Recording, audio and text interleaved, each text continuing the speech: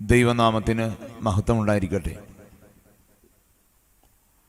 ഈ ഇടവകയ്ക്ക് പുതിയ ദർശനങ്ങളും ഭാവങ്ങളുമായി നന്നായി ഊർജത്തോടെ വഴി നടത്തുന്ന പ്രിയപ്പെട്ട എബിനച്ചൻ, അച്ഛൻ്റെ പ്രവർത്തനങ്ങൾ ഈ ഇടവകയ്ക്ക് കൂടുതൽ ചാരുത പകരുന്നു എന്നുള്ളതിൽ എനിക്ക് വളരെയധികം സന്തോഷമുണ്ട്.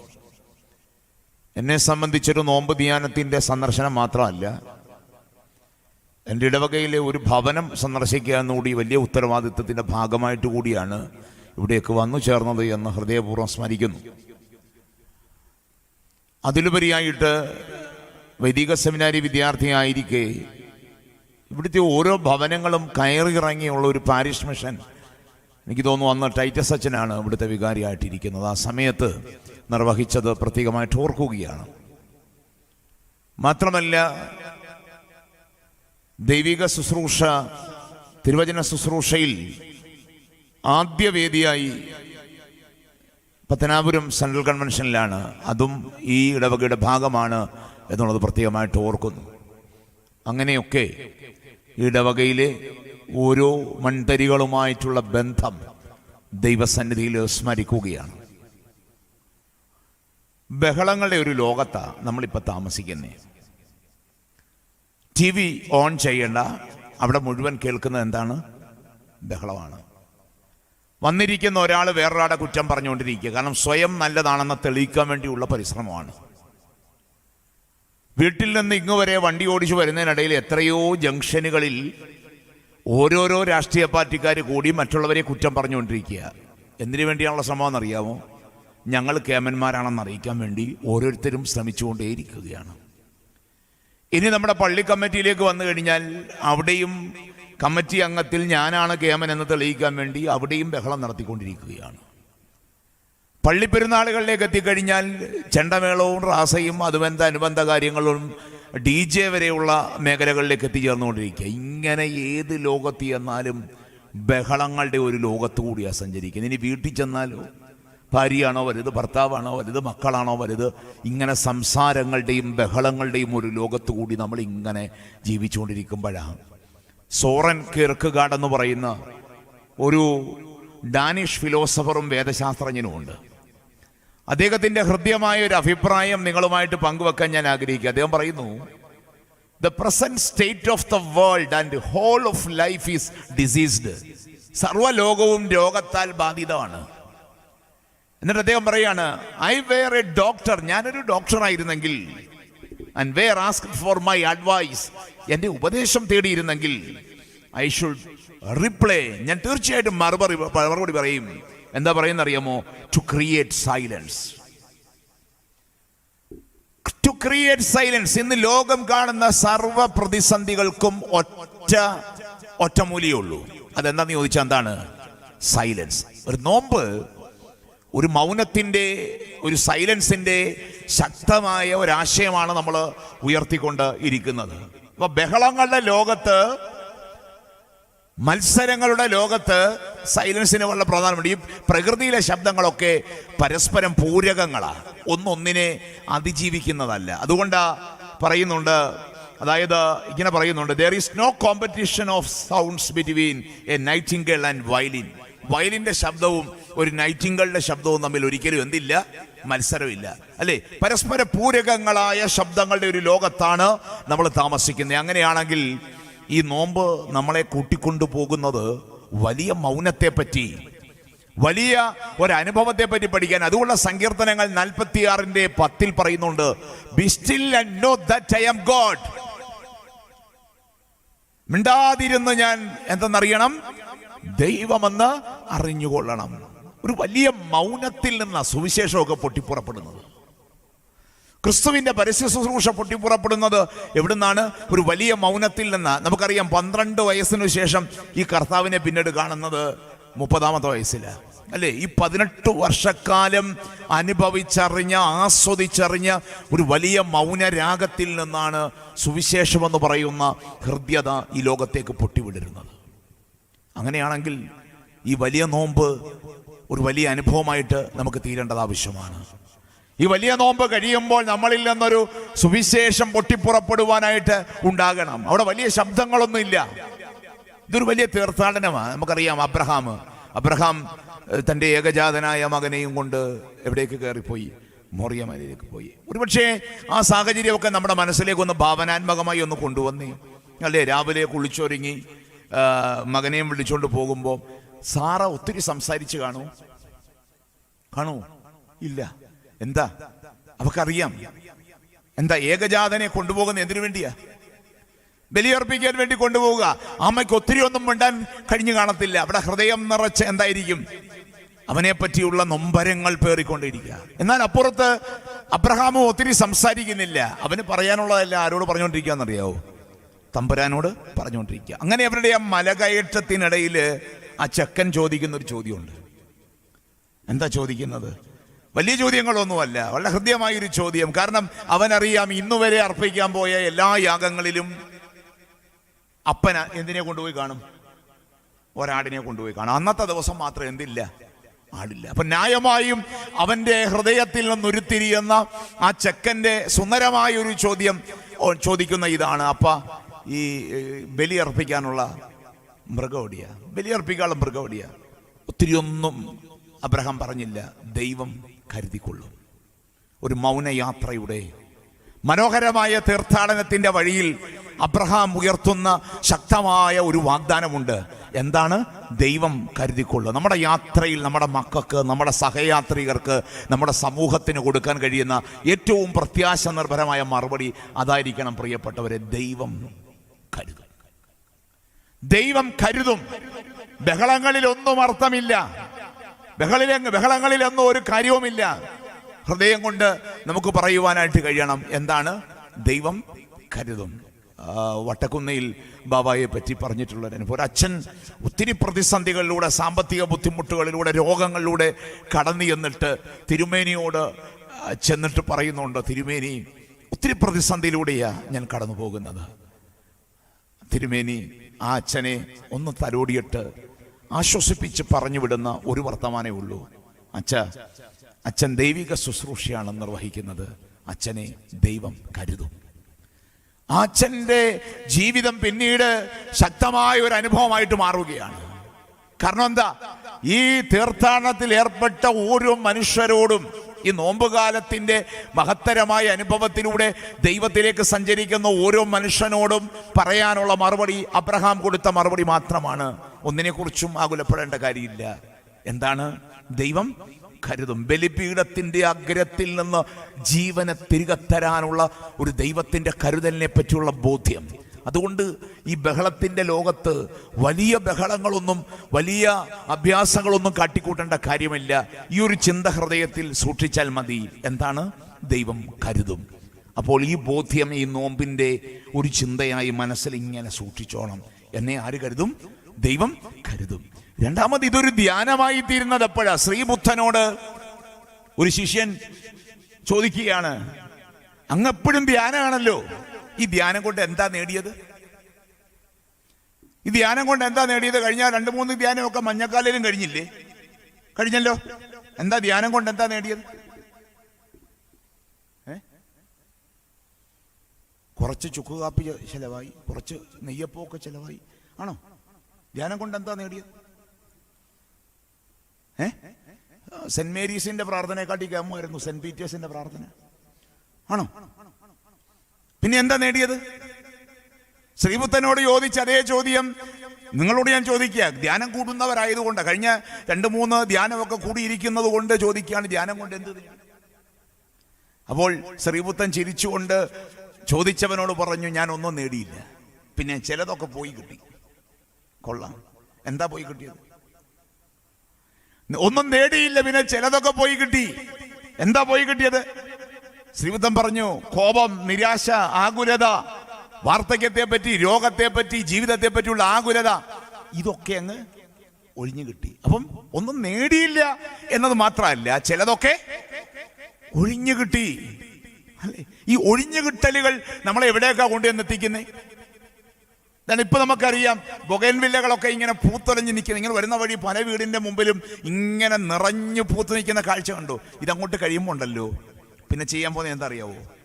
ആ വീട്ടുകാര് അതങ്ങ് പ്രൂൺ ചെയ്യും. അതെന്ത് ചെയ്യും? പ്രൂൺ ചെയ്യും, കട്ട് ചെയ്ത് കളയും. പിന്നെന്താ കിട്ടാൻ പോന്നേ? പറയും എന്താ, കുറച്ച് കഴിയുമ്പോ പുതിയ കൊമ്പുകൾ എനിക്ക് കിട്ടി, പുതിയ ഇലകൾ എനിക്ക് കിട്ടി.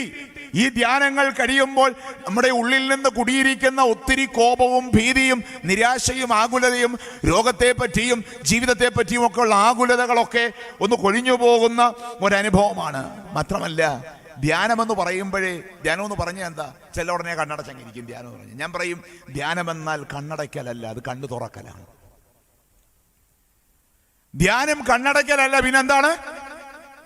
കണ്ണു തുറക്കല. ധ്യാനം എന്ന് പറയുമ്പോഴേ കണ്ണു അടച്ചങ്ങിരിക്കുക. എന്തിനാ ഈ കണ്ണടയ്ക്കുന്നേ? ധ്യാനമെന്ന് പറഞ്ഞാൽ കണ്ണടയ്ക്കലല്ല, പിന്നെ അതെന്താണ്? കണ്ണു തുറക്കലാണ്. എന്തിനാ ഈ കണ്ണു തുറക്കുന്നത്? നമുക്കറിയാം, ഒരു മുറി എപ്പോഴും ജനലും ഒക്കെ അടച്ച് കതവൊക്കെ അടച്ച് ഇരുന്ന് കഴിഞ്ഞാൽ അതിന്റെ അവസ്ഥ എന്തായിരിക്കും? അതിനകത്ത് ഒരുമാതിരി ഈർപ്പം കെട്ടി നിന്ന് നാറ്റവും വടയും ദുർഗന്ധവും പൊടികളും ഒക്കെ കിടന്ന് ഒരു വല്ലാത്ത അന്തരീക്ഷമായിരിക്കും, അല്ലേ? പിന്നെന്താ ചെയ്യേണ്ടത്? ജനലുകളൊക്കെ തുറന്ന് വാതിലുകളൊക്കെ തുറന്ന് മലരൊക്കെ തുറന്നിട്ട് കഴിയുമ്പോഴത്തേക്ക് ആ മുറിക്കുള്ളിലേക്ക് എന്ത് കടന്നു വരിക? പ്രകാശം വന്നു, കാറ്റ് വന്നു, പുതിയൊരു അനുഭവമായി, പുതിയ ഊർജമായിട്ട് മാറി. അപ്പോൾ ധ്യാനമെന്ന് പറഞ്ഞാൽ കണ്ണടയ്ക്കലാണോ? ആണോ? അല്ല. ഇന്ദ്രിയങ്ങളുടെ വാതിലൊക്കെ തുറന്നിടുക. എന്തിനു വേണ്ടിയെന്നറിയാമോ? പ്രകാശം കടന്നു വരാൻ. ക്രിസ്തുവാകുന്ന പ്രകാശം, പരിശുദ്ധാത്മാവാകുന്ന റൂഹ എന്ന് പറയുന്ന വാക്കിന്റെ അർത്ഥം എന്താ? കാറ്റ്. ക്രിസ്തു പറഞ്ഞു, I am the light of the world. ക്രിസ്തുവാകുന്ന വെളിച്ചം മനസ്സിലേക്കൊന്ന് കടന്നു വരിക ധ്യാനത്തിന്റെ നിമിഷങ്ങളിൽ. പരിശുദ്ധാത്മാവാകുന്ന കാറ്റ് നമ്മുടെ ഉള്ളിലേക്ക് അടിച്ചു കയറുക. അപ്പോൾ നമ്മുടെ ഉള്ളിൽ ഇങ്ങനെ തളം കെട്ടി നിൽക്കുന്ന ദുർഗന്ധമൊക്കെ എവിടേക്ക് പോവുകയാണ്? പുറത്തേക്ക് പോവുകയാണ്. അപ്പം പുതിയ പ്രകാശം ഹൃദയത്തിൽ വന്നു, പുതിയ കാറ്റ് ഹൃദയത്തിലേക്ക് കയറി. പരിശുദ്ധാത്മാവാകുന്ന കാറ്റ്, റൂവ എന്ന് പറയുന്ന വാക്കിന്റെ അർത്ഥം തന്നെ എന്താണ്? കാറ്റെന്നാണ്. അപ്പൊ പരിശുദ്ധാത്മാവാകുന്ന കാറ്റ് ഹൃദയത്തിലേക്ക് കയറുന്ന, ആ വെളിച്ചത്തെ കയറുന്ന ഒരു തുറക്കലാണ് എന്നു പറയുന്നത്. അതുകൊണ്ട് ഹൃദയമൊക്കെ ഒന്ന് തുറക്കണം കേട്ടോ, കണ്ണൊക്കെ ഒന്ന് തുറക്കണം. ഉള്ളിന്റെ ഉള്ളിൽ കുടിയിരിക്കുന്ന ആസുരഭാവങ്ങളൊക്കെ ഒന്ന് മാറിപ്പോകണം. അതിനുശേഷം അവിടേക്ക് ദൈവത്തിന്റെ, അതുകൊണ്ടാണ് പറയുന്നത് meditation is the tongue of the soul. ആത്മാവിന്റെ നാക്കാണ് എന്നത് പറയുന്നത്. അപ്പോൾ അതോടുകൂടി നിങ്ങള് മിണ്ടാതിരിക്കും. ഇപ്പൊ സംസാരിക്കാൻ പോകുന്നത് എന്താണെന്നറിയോ? എന്തായിരിക്കും? Meditation is the tongue of soul. സംസാരിക്കാൻ പോകുന്ന ആരാ? നിങ്ങളുടെ ഉള്ളിലെ ആത്മാവ് സംസാരിക്കാൻ തുടങ്ങും. ധ്യാനത്തിന്റെ നിമിഷങ്ങളിൽ എന്ത് സംസാരിക്കാൻ തുടങ്ങും? അതോടുകൂടി നിങ്ങൾ പറയുന്ന മുൻഗണനയൊക്കെ മാറിക്കിട്ടും. ഇപ്പൊ നമ്മൾ സംസാരിച്ചു തുടങ്ങിയാൽ എന്തിനെ കുറിച്ച് നമുക്ക് നമ്മളെ കുറിച്ചേ പറയാനുള്ളൂ. ഞാൻ ആരാണ്, ഞാൻ എന്താണ്, ഞാൻ എവിടെയാണ്, എനിക്ക് വിശക്കുന്ന എൻ്റെ മക്കൾ ആരാണ്, എൻ്റെ കുടുംബം ഏതാണ്, എൻ്റെ ജീവിത വഴി ഏതാണ്, എൻ്റെ ഫാമിലി ഏതാണ്, ഇതൊക്കെ നമ്മളെ സംസാരിച്ചുകൊണ്ടിരിക്കുന്നത്. പക്ഷെ ഇതൊക്കെ മാറിക്കിട്ടും. പിന്നെ സംസാരിക്കാൻ പോകുന്നത് എന്തായിരിക്കും? സോള, ആത്മാവ സംസാരിക്കുക. എന്ന് പറയുന്നു, it is the language of the spirit. അത് ഏത് ഭാഷയിലായിരിക്കും? പരിശുദ്ധാത്മാവിന്റെ ഭാഷയിലായിരിക്കും സംസാരിക്കുവാനായിട്ട് പോകുന്നത്. പരിശുദ്ധാത്മാവിന്റെ ഭാഷയിലായിരിക്കും സംസാരിക്കാൻ പോകുന്നത്. ധ്യാനം അതാണ്. അതുകൊണ്ട് ആരും കണ്ണടച്ചൊന്നും ഇരിക്കണ്ട, കണ്ണ് തുറന്നിരുന്നാൽ മതി. മനസ്സൊന്നും അടച്ചു പൂട്ടണ്ട, മനസ്സൊക്കെ അങ്ങോട്ട് തുറന്നിട്, അല്ലേ? വർഷങ്ങളായി അടച്ചിട്ട വീടിനുള്ളിൽ പൊടിയും കാറ്റും ദുർഗന്ധവും പേറി അത് വല്ലാതെ ജീർണിച്ചു പോകുന്ന അനുഭവത്തിൽ നിന്ന് ഹൃദയമൊക്കെ ഒന്ന് തുറന്നിട്ടേ. നമ്മുടെ ഹൃദയത്തിലേക്ക് പരിശുദ്ധാത്മാവിന്റെ ബ്രീസ് നമ്മൾ കേട്ടിട്ടില്ലയോ? മന്ദമാരുതൻ, അല്ലേ? ഒരു മനോഹരമായ പൂന്തോട്ടത്തിലൂടെ കടന്നു വരുന്ന ചെറിയ കാറ്റ് എന്തുകൊണ്ടാണ് വരുന്നത്? സുഗന്ധവുമായിട്ടാണ് കടന്നു വരുന്നത്. പരിശുദ്ധാത്മാവിന്റെ ഗന്ധവുമായി കാറ്റ് കടന്നു വരുമ്പോൾ നമ്മുടെ ഉള്ളിലെ ദുർഗന്ധം വഴിമാറി കൊടുക്കുകയാണ്. അങ്ങനെ പ്രകാശം കയറുന്ന ഒരു അനുഭവമാകും. അതോടുകൂടി നമ്മൾ സംസാരിക്കാതാകും. പിന്നെ സംസാരിക്കാൻ പോകുന്നത് എന്താണ്? ആത്മാവെ നീ വിഷാദിച്ചുള്ളിൽ ഞരങ്ങിക്കൊണ്ടിരിക്കുന്ന ആത്മാവ് എന്ത് ചെയ്യാൻ തുടങ്ങും? സംസാരിക്കാൻ തുടങ്ങും. നമ്മുടെ ഭാഷ എന്തിന്റെ ഭാഷയായിട്ട് മാറും? പരിശുദ്ധാത്മാവിന്റെ ഭാഷയാ. പരിശുദ്ധാത്മാവിന്റെ ഭാഷയുടെ പ്രത്യേകത എന്താ? പരിശുദ്ധാത്മാവിന്റെ ഭാഷയുടെ പ്രത്യേകത എന്താ? അത് ഭിന്നതയുടെ ആത്മാവല്ല, പിന്നെ എന്തിന്റെ ആത്മാവാണ്? ഐക്യത്തിന്റെ ആത്മാവ്. അത് ഭിന്നതയുടെ ആത്മാവല്ല, പിന്നെ എന്തിന്റെ ആത്മാവാ? ഐക്യത്തിന്റെ ആത്മാവ്. അതുകൊണ്ടാണ് ബാബേൽ നുറുങ്ങോട്ടോ എന്ന് പറയുന്ന ഒരു പങ്ക്തി ഇന്ന് ഞാൻ സംസാരിച്ച ഒരു വിഷയമുണ്ട്. ലണ്ടനിൽ ഒരു മ്യൂസിയത്തിൽ ഒരു വലിയ ടവർ ഉണ്ടാക്കി വെച്ചിട്ടുണ്ട്. ബ്രസീലുകാരനായ ഒരു ശില്പി ഉണ്ടാക്കിയ ടവറാണ്. എന്തുകൊണ്ടാണ് ഉണ്ടാക്കിയെന്നറിയാമോ? റേഡിയോ കൊണ്ടുണ്ടാക്കിയ ടവറാണ്. അതാണ് ഇതിന്റെ പ്രത്യേകത. റേഡിയോ കൊണ്ട് ടവർ ഉണ്ടാക്കി വെച്ചിരിക്കുക. എന്നിട്ടോ ഈ ഓരോ റേഡിയോയ്ക്കും ഓരോ സ്റ്റേഷനും ഓരോ ബാൻഡുവാ അല്ലേ? പഴയ റേഡിയോ നമുക്കറിയാലോ, അതിനകത്ത് എന്തുണ്ട്? അതിനകത്ത് പഴയ റേഡിയോ ഒക്കെ എഴുതി വെച്ചിട്ടുണ്ടല്ലോ, SW MW അല്ലേ, FW എന്നൊക്കെ പറഞ്ഞ് എഴുതി വെച്ചിട്ടുണ്ട്. നമ്മൾ എന്ത് ചെയ്യും അത് പിടിച്ചിങ്ങനെ ട്യൂൺ ചെയ്യും. രാവിലെ എഴുന്നേറ്റ് കഴിഞ്ഞാൽ പഴയ അച്ചായന്മാരും ഒക്കെ എഴുന്നേറ്റ് രാവിലെ എന്ത് ചെയ്യും? ഇത് ട്യൂൺ ചെയ്യും. പ്രത്യേകിച്ച് എസ്പെഷ്യലി തെരഞ്ഞെടുപ്പിന്റെ ഫലമൊക്കെ പ്രഖ്യാപിക്കുന്ന ദിവസമാണെങ്കിൽ ഈ റേഡിയോ ഇരിക്കുന്ന എവിടാന്നറിയാവോ? എവിടാ? കാരണം വേറൊരാൾ കേൾക്കുന്നതിനെക്കാട്ടി മുമ്പേ ഭൂരിപക്ഷം ആർക്കറിയണം? നമുക്കറിയണം. അപ്പോൾ ഓരോ സ്റ്റേഷൻ വെച്ച് ഇതിനെ പിടിച്ചിരിക്കും. അപ്പൊ ഇതിന്റെ പ്രത്യേകത എന്ന് പറഞ്ഞാൽ ഈ ടവറിലെ ഓരോ റേഡിയോയും ഓരോ വേവിലും ഓരോ സ്റ്റേഷനിലും ഇരിക്കുന്നത്. ഇതങ്ങോട്ട് ഓൺ ചെയ്ത് കഴിഞ്ഞാൽ അവസ്ഥ ഒന്ന് ആലോചിച്ച് നോക്കിക്കേ, എന്തായിരിക്കും? ഓരോ സ്റ്റേഷനിലെ പ്രോഗ്രാം ആകെ കലപില. ആ ടവറിന് കൊടുത്തേക്കുന്ന പേരെന്താ അറിയോ? ബാബേൽ എന്ന പേര് കൊടുത്തേക്കുന്നത്. ആ ടവറിന് കൊടുത്തേക്കുന്ന പേരെന്താണ്? ഒരു ബ്രസീലിയൻ ശില്പി ചെയ്ത പേരാണ്. അതിന്റെ പേരെന്താണ്? ബാബേൽ. ബാബേൽ എന്താ നമുക്കറിയാം. ഉൽപ്പത്തി പുസ്തകം 11-ാം അധ്യായത്തിൽ ബാബേൽ കാണുന്നുണ്ട്. എന്താണ്? ജനം കിഴക്കോട്ട് യാത്ര ചെയ്ത് ശിനാർ എന്ന് പറഞ്ഞ ദേശത്ത് എന്ത് പണിയാൻ തുടങ്ങി? ബാബേൽ ഗോപുരം പണിയാൻ തുടങ്ങി. എന്തിനു വേണ്ടിയാ പണിഞ്ഞത്? നമുക്കൊരു പേരുണ്ടാക്കുക. ദൈവം അവരുടെ ഭാഷ എന്ത് ചെയ്തു? ചിഹ്നിച്ചു. അവിടെ എന്തുണ്ടായി? ബഹളം, കലഹമുണ്ടായി, ബഹളമുണ്ടായി. അപ്പൊ ബഹളത്തിന്റെ ലോകം എന്താണ്? ആത്മാവ് നഷ്ടപ്പെട്ടു പോകുന്ന ലോകമാണ്. അപ്പം ആത്മാവ് വരിക എന്ന് പറഞ്ഞാൽ, ആത്മാവിൽ സംസാരിക്കുക എന്ന് പറഞ്ഞാൽ എവിടെയാണെന്നറിയാമോ? എന്നാൽ അതേ ബാബേൽ തകർക്കപ്പെടുന്ന ഇടവേതാന്ന് ചോദിച്ചാൽ മറ്റെങ്ങുമല്ല. എവിടെയാണ്? പെന്തിക്കോസ്ത് ദിവസം പത്രോസ് പ്രസംഗിച്ചു. കേൾക്കാൻ വന്നിരിക്കുന്ന ആരൊക്കെയാ? വിവിധ രാജ്യങ്ങളിൽപ്പെട്ട വിവിധ മനുഷ്യർ വന്നിരിക്കുക. പത്രോസ് പ്രസംഗിച്ചപ്പോ ജനങ്ങൾക്ക് ഭാഷ മനസ്സിലായി. പരിശുദ്ധാത്മാവിന്റെ ഭാഷ സർവർക്കും മനസ്സിലാകും. അത് ഏത് ഭാഷയാണെന്നറിയാമോ? സ്നേഹത്തിന്റെ ഭാഷയാണ്. അങ്ങനെയാണെങ്കിൽ ഈ ധ്യാനത്തിൽ സംസാരിക്കുവാൻ പോകുന്നത് എന്തിന്റെ ഭാഷയായിരിക്കും? സ്നേഹത്തിന്റെ ഭാഷ. നമുക്കൊക്കെ അന്യമായി നമ്മളിൽ നിന്ന് ചോർന്നു പോയിക്കൊണ്ടിരിക്കുന്ന ശക്തമായ ഭാഷയാണ് എന്നറിയപ്പെടുന്നത് സ്നേഹത്തിന്റെ ഭാഷ. ദൈവമേ, ഈ ധ്യാനത്തിങ്കൽ നിന്റെ സ്നേഹം എന്നിലേക്ക് പകരണമേ. എൻ്റെ ആത്മാവിനോട് സംസാരിക്കണമേ. എൻ്റെ ഭാഷ സ്നേഹത്തിന്റെ ഭാഷയായി മാറണമേ. ഇവിടെ ഭിന്നതയോടെ വന്നിരിക്കുന്ന ആരെങ്കിലും ഉണ്ടെങ്കിൽ, കണ്ടാൽ മിണ്ടാത്തവരുണ്ടെങ്കിൽ, ഒരമ്മയുടെ ഉദരത്തിൽ നിന്ന് വന്നിട്ട് കണ്ടാൽ മിണ്ടാത്തവരുണ്ടെങ്കിൽ, ഈ പള്ളിയിൽ ഒരു ആത്മാവിൽ ആരാധിക്കുന്ന ജനം സംസാരിക്കാത്തവരുണ്ടെങ്കിൽ, ഈ ധ്യാനത്തിന്റെ ഒടുവിൽ എന്ത് ചെയ്യുന്നവരായിരിക്കണം? സംസാരിക്കുന്നവരായിട്ട് മാറണം. മാത്രമല്ല, ഓരോ ധ്യാനവും ക്രിസ്തു കേന്ദ്രീകൃതമാകണമെന്നാണ് പറയുന്നത്. എന്തുകൊണ്ടാണ് അങ്ങനെ പറയുന്നത്?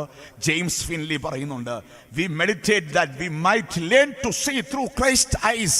ക്രിസ്തുവിന്റെ കണ്ണിലൂടെ ഈ ലോകത്തെ നോക്കാൻ പഠിക്കുന്നതിന് പറയുന്ന പേരാണ് ക്രിസ്തു ധ്യാനം എന്ന് പറയുന്നത്. ക്രിസ്തുവിന്റെ കണ്ണിലൂടെ ഈ ലോകത്തെ ഒന്ന് നോക്കാൻ പഠിക്കണം. നമ്മളൊന്ന് ഓർത്ത് നോക്കിക്കേ. യേശുവിന്റെ കണ്ണിലൂടെ വീട്ടിലെ കൊച്ചുങ്ങളെ ഒന്ന് നോക്കാൻ പഠിച്ചേ. യേശുവിന്റെ കണ്ണിലൂടെ അയൽക്കാരെ ഒന്ന് നോക്കാൻ പഠിച്ചേ. യേശുവിന്റെ കണ്ണിലൂടെ പള്ളിക്കാരെ ഒന്ന് നോക്കാൻ പഠിച്ചേ. യേശുവിന്റെ കണ്ണിലൂടെ ഓരോ മനുഷ്യരെ ഒന്ന് നോക്കാൻ പഠിച്ചേ. എന്തോ ഒരു മാറ്റമായിരിക്കും ആർക്കുണ്ടാകാൻ പോകുന്നത്? നമ്മുടെ ജീവിതത്തിൽ ഉണ്ടാകാൻ പോകുന്നത്, അല്ലേ? അപ്പം നമുക്ക് നമ്മുടെ വിശപ്പ് വിഷയമല്ല. ആരുടെ വിശപ്പായിരിക്കും വിഷയം? യേശുക്രിസ്തു 5 അപ്പം കൊണ്ട് 5000 പോഷിപ്പിച്ചല്ലോ. സ്വന്തം വിശപ്പാന്നാ മാറ്റിയതോ ജനത്തിൻ്റെ വിശപ്പാന്നാ മാറ്റിയത്? അപ്പൊ നമ്മുടെ വിശപ്പിന് ഇന്ന് നമ്മുടെ ഏറ്റവും വലിയ വിഷയം ആരുടെ വിശപ്പാണ്? നമ്മുടെ വിശപ്പാ. യേശുവിന്റെ കണ്ണിലൂടെ നോക്കുമ്പോൾ ആരുടെ വിശപ്പായിരിക്കും ഏറ്റവും പ്രധാനം? സക്കായി സ്വന്തം കണ്ണിലൂടെ നോക്കിയപ്പോ സ്വന്തം ആർത്തിയായിരുന്നു വിഷയം. യേശുവിന്റെ കണ്ണിലൂടെ നോക്കിയപ്പോ അപരന്റെ ഇല്ലായ്മയായി വിഷയമായിട്ട് മാറുന്നത്. അപ്പൊ നമ്മളൊന്ന് ഓർത്ത് നോക്കുക. ക്രിസ്തുവിനെ കേന്ദ്രീകരിച്ചുകൊണ്ട് ധ്യാനം നിർവഹിക്കുമ്പോൾ നമുക്ക് ഉണ്ടാകാൻ പോകുന്ന എന്താണെന്നാ ജെയിംസ് ഫിൻലി പറയുന്നത്? നമ്മൾ നോക്കാൻ പോകുന്നു ആരുടെ കണ്ണിലൂടെയാണ്? യേശുവിന്റെ കണ്ണിലൂടെ ഈ ലോകത്തെ നോക്കാൻ പോവുകയാണ്. നമ്മൾ കണ്ണ് മാറ്റിവെക്കാൻ പോവുക കേട്ടോ. നമ്മുടെ കോർണിയ മാറ്റിവെക്കാൻ പോവുക. ആരുടെ കണ്ണാ വെക്കാൻ പോകുന്നേ? യേശുവിന്റെ കണ്ണാണ് വെക്കാൻ പോകുന്നത്, അല്ലേ? ഇങ്ങോട്ട് ആന്റിമാരെയൊക്കെ ഇങ്ങോട്ട് പറഞ്ഞു വിട്ടപ്പോൾ വെച്ച കണ്ണുമായിട്ടല്ല ഇനി തിരിച്ച് എവിടോട്ട് ചെല്ലാൻ പോകുന്നത്? വീട്ടിൽ ചെല്ലാൻ പോകുന്നു, അല്ലേ? അപ്പോൾ വീട്ടിൽ ചെല്ലുമ്പോൾ അച്ചായനെ നോക്കാൻ പോകുന്നത് ആരുടെ കണ്ണുകൊണ്ടാണ്? യേശുവിന്റെ കണ്ണുകൊണ്ട് നോക്കാൻ പോവാ. അച്ചായൻ തന്നെ മനസ്സുകൊണ്ട് ആലോചിച്ച് നോക്കും, ദൈവമേ, പോയ ഇവളല്ലല്ലോ ഈ തിരിച്ചു വന്നത്, ഇവക്ക് എന്തോ ഒരു മാറ്റമാണ്. കാരണം എന്താ? വലിയ അതായത് കണ്ണ് മാറ്റിവെക്കൽ ശസ്ത്രക്രിയ കഴിഞ്ഞിട്ട് വന്നിരിക്കുകയാണ്, അല്ലേ? എന്താണ്? ഇതുപോലെ തന്നെ അച്ചായന്മാരും, അല്ലേ? അയ്യോ, അച്ചായനെ ഇങ്ങോട്ട് പറഞ്ഞു വിട്ടപ്പോൾ ഈ കണ്ണല്ലായിരുന്നു, തിരിച്ചു വന്നപ്പോഴോ തിരിച്ചു വന്നപ്പോഴോ അപ്പോൾ ആലോചിച്ച് നോക്കി, നമ്മുടെ ഈ കണ്ണൊക്കെ ഒന്ന് മാറ്റി വെച്ച് കഴിഞ്ഞാൽ പിന്നെ അയലത്തുകാരൻ്റെ പറമ്പിൽ വലിയൊരു കൊല പിടിക്കുമ്പോൾ കെട്ടിപ്പൊതിഞ്ഞ് വെക്കേണ്ട കാര്യമുണ്ടോ? ഉണ്ടോ? ഇപ്പോഴാണെങ്കിലോ നമ്മൾ അയലത്ത് താമസിക്കുമ്പോഴേ അയലത്തുകാരൻ്റെ പറമ്പിൽ ഒരു വലിയ ഏത്തക്കൊല പിടിച്ചു കഴിഞ്ഞാൽ എന്ത് ചെയ്യണം? നമ്മൾ പുറത്ത് കാണിക്കൂ? ഇല്ല. ഏതെങ്കിലും കടയിൽ പോയി ചാക്കൊപ്പിച്ച് ഇതെന്ത് ചെയ്യും? കുടിക്കുക. കാരണം എന്താ? അയലത്ത് ആൻറ്റിയോ അച്ചായനോ നോക്കിക്കഴിഞ്ഞാൽ പിന്നെ അടുത്ത കൊല്ലം എന്ത് പിടിക്കത്തില്ല? എന്ത് പിടിക്കത്തില്ല? ഇല്ല. നമ്മളൊരു വീട് വെച്ച ഫ്രണ്ടിൽ എന്ത് കെട്ടി തൂക്കി കഴിഞ്ഞു? പച്ച ഒരു വലിയ സാധനം വാങ്ങിച്ച് കെട്ടി. കാരണം എന്താ? അടുത്ത് താമസിക്കുന്നവരൊക്കെ. അതോടുകൂടി ഇന്നത്തെ ദിവസം നിങ്ങൾ തിരിച്ചു പോയി കഴിയുമ്പോൾ ഇനി അയലത്തുകാരനൊന്നും എന്ത് കെട്ടേണ്ട വരത്തില്ല? ആ കൊലയ്ക്ക് മറ കെട്ടേണ്ട വരത്തില്ല. ചെയ്തുകൊണ്ട് കാരണം എന്താണ്? യേശുവിന്റെ കണ്ണിലൂടെ നോക്കപ്പെടുമ്പോൾ ഒന്നും കരിഞ്ഞു പോകത്തില്ല കേട്ടോ. യേശുവിന്റെ കണ്ണിലൂടെ നോക്കപ്പെടുമ്പോൾ ജീവിതത്തിന് പുതിയ അർത്ഥവും പുതിയ ഭാവവും പുതിയ ജീവിതത്തിന്റെ ശൈലിയുമാണ് രൂപപ്പെട്ടു വരാൻ പോകുന്നത്. അപ്പോൾ ധ്യാനത്തിലൂടെ നമ്മൾ പഠിക്കുകയാണ്, നമ്മുടെ കണ്ണ് മാറ്റിവെക്കാൻ പോവുകയാണ്. ആരുടെ കണ്ണാണ് നമ്മൾ സ്വീകരിക്കാൻ പോകുന്നത്? യേശുവിന്റെ കണ്ണ്. ഈ നോമ്പ് കാലത്ത് നമ്മളെ പറഞ്ഞു പൗരസ്ത്യ പിതാക്കന്മാർ കൊതിപ്പിക്കുന്ന ഒരു ജീവിതമുണ്ട് കേട്ടോ. ആരുടെ ജീവിതമാണെന്നറിയാമോ? മോശയുടെ ജീവിതം. ഏത് പാട്ട് പാടിയാലും അതിനകത്ത് ആര് കാണും? മോശ കാണും. ഏത് പ്രാർത്ഥന പ്രാർത്ഥിച്ചാലും ആര് കാണും? മോശ കാണും. അതുകൊണ്ട് പൗരസ്ത്യ പിതാക്കന്മാർ നമ്മളെ പറഞ്ഞു കൊതിപ്പിച്ച ജീവിതത്തിലേക്ക് നിങ്ങളെ ഞാനൊന്ന് കൂട്ടിക്കൊണ്ടു പോകാനായിട്ട് ഞാൻ ആഗ്രഹിക്കുന്നത് കേട്ടോ. കാരണം ക്രിസ്തുവുമായി അലക്സാണ്ട്രിയൻ പിതാക്കന്മാര് മോശയുടെ ജീവിതത്തെ ചേർത്ത് വെക്കുന്നത് എന്തുമായിട്ടാണെന്നറിയാമോ? ക്രിസ്തുവുമായിട്ടാണ് ചേർത്ത് വെക്കുന്നത്. നമുക്കറിയാം മോശ എന്ന് പറയുന്ന വാക്കിന്റെ അർത്ഥം എന്ന് പറഞ്ഞാൽ വലിച്ചെടുക്കപ്പെട്ടവൻ എന്നാണ്. എവിടുന്നാ വലിച്ചെടുക്കപ്പെട്ടവൻ? എവിടുന്ന? വെള്ളത്തിൽ നിന്നാണ് വലിച്ചെടുക്കപ്പെട്ടത്. എന്തുകൊണ്ടാണ് അവൻ നമ്മളൊന്ന് ആലോചിച്ച് നോക്കണം. മോശയുടെ അമ്മയുടെ സ്ഥാനത്ത് നിന്ന് നമ്മളൊന്ന് ചിന്തിച്ചു നോക്കിക്കേ. അല്ലേ? സുന്ദരന് സുമുഖനുമായൊരു കുഞ്ഞിനെ കിട്ടി. ആ കുഞ്ഞിനെ കൊല്ലുവാനായിട്ട് ഉത്തരവിടുമ്പോഴുണ്ടാ എന്താ മനസ്സോടായിരിക്കും ഒരമ്മ തന്റെ മകളുടെ കൈ കൊടുത്തു വിടുക? എവിടെ കൊണ്ട് കളയാൻ വേണ്ടിയാ? കൊന്നുകളയും. അതുകൊണ്ട് കൊന്നുകളയാതിരിക്കാൻ വേണ്ടി എന്താ മനോഹരമായൊരു പെട്ടകം ഉണ്ടാക്കി എവിടേക്ക് കൊണ്ടുവിടുകയാണ്? എവിടെ കൊണ്ടുവിടുക? ഒരമ്മയുടെ ഹൃദയം നമ്മളൊന്ന് കാണണം. ഒരമ്മയുടെ ഹൃദയം നമ്മളൊന്ന് ചിന്തിച്ചു നോക്കിയാൽ ഒരമ്മയുടെ ഹൃദയത്തെ നമ്മൾ ഹൃദയപൂർവ്വം ഓർത്തു നോക്കിക്കേ. അല്ലേ? എത്രമാത്രം വേദന അനുഭവിച്ച് പ്രസവിച്ചിട്ടും എന്താ പറയുന്നത്? എന്താ സുഖപ്രസവം എന്നാ പറയുന്നത്? അല്ലേ? ഇത്രയും വേദന അനുഭവിച്ച് പ്രസവിച്ചിട്ടും പറയുന്ന പേരെന്താണ്? സുഖപ്രസവം. വേദന അനുഭവിക്കാത്ത പ്രസവത്തിന് പറയുന്ന പേരെന്താ? സിസേറിയൻ ആണോ സുഖപ്രസവമാണോ? സത്യം പറഞ്ഞു കഴിഞ്ഞാൽ ഈ സിസേറിയൻ ചെയ്തവർ ഇത്രയും വേദന അനുഭവിച്ചിട്ടില്ല. നോർമൽ ഡെലിവറിയിലൂടെ വരുവാണെങ്കിൽ എന്തുമാത്രം വേദന. ഇത്രയും വേദന അനുഭവിച്ചിട്ടും അമ്മ പറയുന്നത് എന്താണ്? സുഖപ്രസവ. ഇത്രയ്ക്ക് സുഖമാണോ ഈ പ്രസവം? ഇത്രയ്ക്ക് സുഖമാണോ ഈ പ്രസവം? പിന്നെ എന്തുകൊണ്ടാണ് ഈ പറയുന്നത്? ഇത്ര നൊമ്പരവും വേദന അനുഭവിച്ചിട്ടും. കാരണം ഒരു വേദനയ്ക്കൊടുവിൽ ലഭിക്കുന്ന ഒരു സുഖമുണ്ട്. അല്ലെ? ഒരു കുഞ്ഞിന്റെ കരച്ചിൽ കേൾക്കുമ്പോൾ അമ്മയുടെ ഹൃദയത്തിൽ അത് ലോകത്തിൽ മറ്റെങ്ങൾ ലഭിക്കാത്തൊരു സുഖമായത് കൊണ്ടാണ് ഒരമ്മ ഹൃദയം കൊണ്ട് പറയുന്നത് ഇതെന്താണ്? സുഖപ്രസവം എന്ന് പറയുന്നത്. അത്ര അനുഭവത്തിൽ നേടിയെടുത്തൊരു പുത്രനെ വെള്ളത്തിലേക്ക് കൊണ്ടുവന്നിട്ടിട്ട് അവിടെ നിന്ന് വലിച്ചെടുക്കപ്പെടുകയാണ്. മോശ വെള്ളത്തിലേക്ക് വലിച്ചെടുക്കപ്പെട്ടവർ വെള്ളത്തിൽ നിന്ന് വലിച്ചെടുക്കപ്പെട്ടാണെങ്കിൽ നമ്മൾ ആരാ? വിശുദ്ധ മാമോദീസയിലൂടെ വെള്ളത്തിൽ നിന്ന് വലിച്ചെടുക്കപ്പെട്ട മോശയാണ് നമ്മൾ. ജീവിതം, മോശയുടെ ജീവിതം ധ്യാനാത്മകമായി മാറണം. മോശ എത്ര കൊല്ലം ജീവിച്ചെന്നറിയാമോ? എത്ര കൊല്ലം ജീവിച്ചു? 120 കൊല്ലം ജീവിച്ചു. എത്ര കൊല്ലം ജീവിച്ചു? 120. മോശയുടെ ജീവിതത്തെ 3 സെഗ്മെന്റായിട്ട് നമുക്ക് അങ്ങ് തിരിക്കാം. എത്ര കൊല്ലം വീതമുള്ളതാ? 40 കൊല്ലം വീതമുള്ള 3 സെഗ്മെന്റായിട്ട് അങ്ങ് തിരിക്കാം. 40. എന്താ ഈ 40ന്റെ പ്രത്യേകത? തോറയിലും തൽമൂദിലും ഒക്കെ യഹൂദ പാരമ്പര്യത്തിൽ 40ന് വലിയ പ്രാധാന്യമുണ്ട്. അവിടെ പറയുന്ന ഇതാണ്, it is the period of renewal. അതൊരു ട്രാൻസിഷന്റെ അതൊരു പുതുക്കത്തിന്റെ അനുഭവമാണ്. മോശ കൽപ്പന വാങ്ങിക്കാൻ ദൈവത്തോപ്പം കഴിഞ്ഞ എത്ര ദിവസമാ? 40 രാവും. ഏലിയാവ് നോമ്പ് നോറ്റ എത്ര ദിവസമാ? 40 രാവും 40 പകലും. ഭൂമിയിൽ വെള്ളം പൊങ്ങിക്കൊണ്ടിരുന്ന എത്ര ദിവസമാ? It is the real period of transition. ഒരു മനുഷ്യനിൽ വരുന്ന മാറ്റത്തിന്റെ, ഒരു മനുഷ്യൻ വരുന്ന രൂപാന്തരത്തിന്റെ ദിവസങ്ങളാണ്. അതുകൊണ്ട് തൽമൂദിൽ എത്രയോ നൂറ്റാണ്ടുകൾക്ക് മുമ്പ് എഴുതപ്പെട്ട തൽമൂദിൽ പറയുന്നുണ്ട്. എന്താണെന്നറിയാമോ തൽമൂദിൽ പറയുന്നത്? ഒരമ്മയുടെ ഉദരത്തിൽ ഒരു എംബ്രിയോ ഫോം ചെയ്യാൻ എടുക്കുന്ന ദിവസമാണ് എത്ര എന്നറിയപ്പെടുന്നത്? 40 എന്നറിയപ്പെടുന്നത്. ഒരു എംബ്രിയോ. ഇപ്പോഴാ സ്കാനിങ് ഒക്കെ വരുന്ന കാലത്തിന് മുമ്പേ തൽമൂദിൽ എഴുതി വെച്ചിരിക്കുകയാണ് ഒരു അമ്മയുടെ ഉദരത്തിൽ എംബ്രിയോ ഫോം ചെയ്യാൻ. അതുകൊണ്ടാ 40 days കഴിയുമ്പോഴേ വിദേശ രാജ്യങ്ങളിലൊക്കെ എന്ത് ചെയ്യുമെന്ന് അറിയാമോ? ഒരു സ്കാൻ ചെയ്യും. എംബ്രിയോ ഫോം ചെയ്യാൻ എടുക്കുന്ന ദിവസമാണ് എന്തെന്നറിയപ്പെടുന്നത്? 40 days എന്നറിയപ്പെടുന്നത്. എന്ന് പറഞ്ഞാൽ ഒരു രൂപത്തിൽ നിന്ന് മറ്റൊരു ഭാവത്തിലേക്ക് മാറപ്പെടുവാൻ എടുക്കുന്ന സമയം. നമുക്കും അതുകൊണ്ടാ നമുക്ക് 40 നോമ്പാണ്, അതിന്റെ കൂടെ 10 കൂടെ ചേർത്ത് 50 നോമ്പ് കഷ്ടാനുഭവം പീഡാനുഭവത്തേക്ക് ധ്യാനിക്കാൻ തക്കവണ്ണം. അങ്ങനെയാണെങ്കിൽ ഈ നോമ്പ് തുടങ്ങുമ്പോഴുള്ള ഒരു അവസ്ഥയിൽ തന്നെ നമ്മൾ ഇരുന്നാ മതിയോ? മോശയുടെ ജീവിതം നമ്മളെ പഠിപ്പിക്കുക. എന്താ, ഞാൻ കേറിപ്പോയതുപോലല്ലേ ഇറങ്ങി വന്നത്? ആണോ? അല്ല. കേറിപ്പോയപ്പം മുഖമൊക്കെ ഇരണ്ടിയായിരുന്നു. 40 ദിവസം കഴിഞ്ഞ് ഇറങ്ങി വന്നപ്പം എന്താ, സൂര്യനെ പോലെ തിളങ്ങി അല്ലേ? ഈസ്റ്റർ കഴിയുമ്പോൾ നിങ്ങളുടെ മുഖമൊക്കെ എന്തിനെ പോലെ തിളങ്ങണം? സൂര്യനെ പോലെ തിളങ്ങണം. അപ്പോൾ ഒരു വലിയ ട്രാൻസിഷന്റെ അനുഭവമാണ്. മോശയുടെ ജീവിതത്തെ 40ന്റെ 3 അങ്ങോട്ട് തിരിക്കാം. ആദ്യത്തെ 40 വർഷം മോശ വളർന്ന എവിടാന്നറിയാവോ? എവിടാ? മിസ്രൈമിലെ ഈജിപ്തിലെ കൊട്ടാരത്തിൽ. ആരുടെ മകനായിട്ട് വളർന്നു? ഫറവോന്റെ മകളുടെ രാജകുമാരനായിട്ട് വളർന്നു. എന്തിനാ ദൈവം അവനെ കൊട്ടാരത്തിൽ വളർത്തിയത്?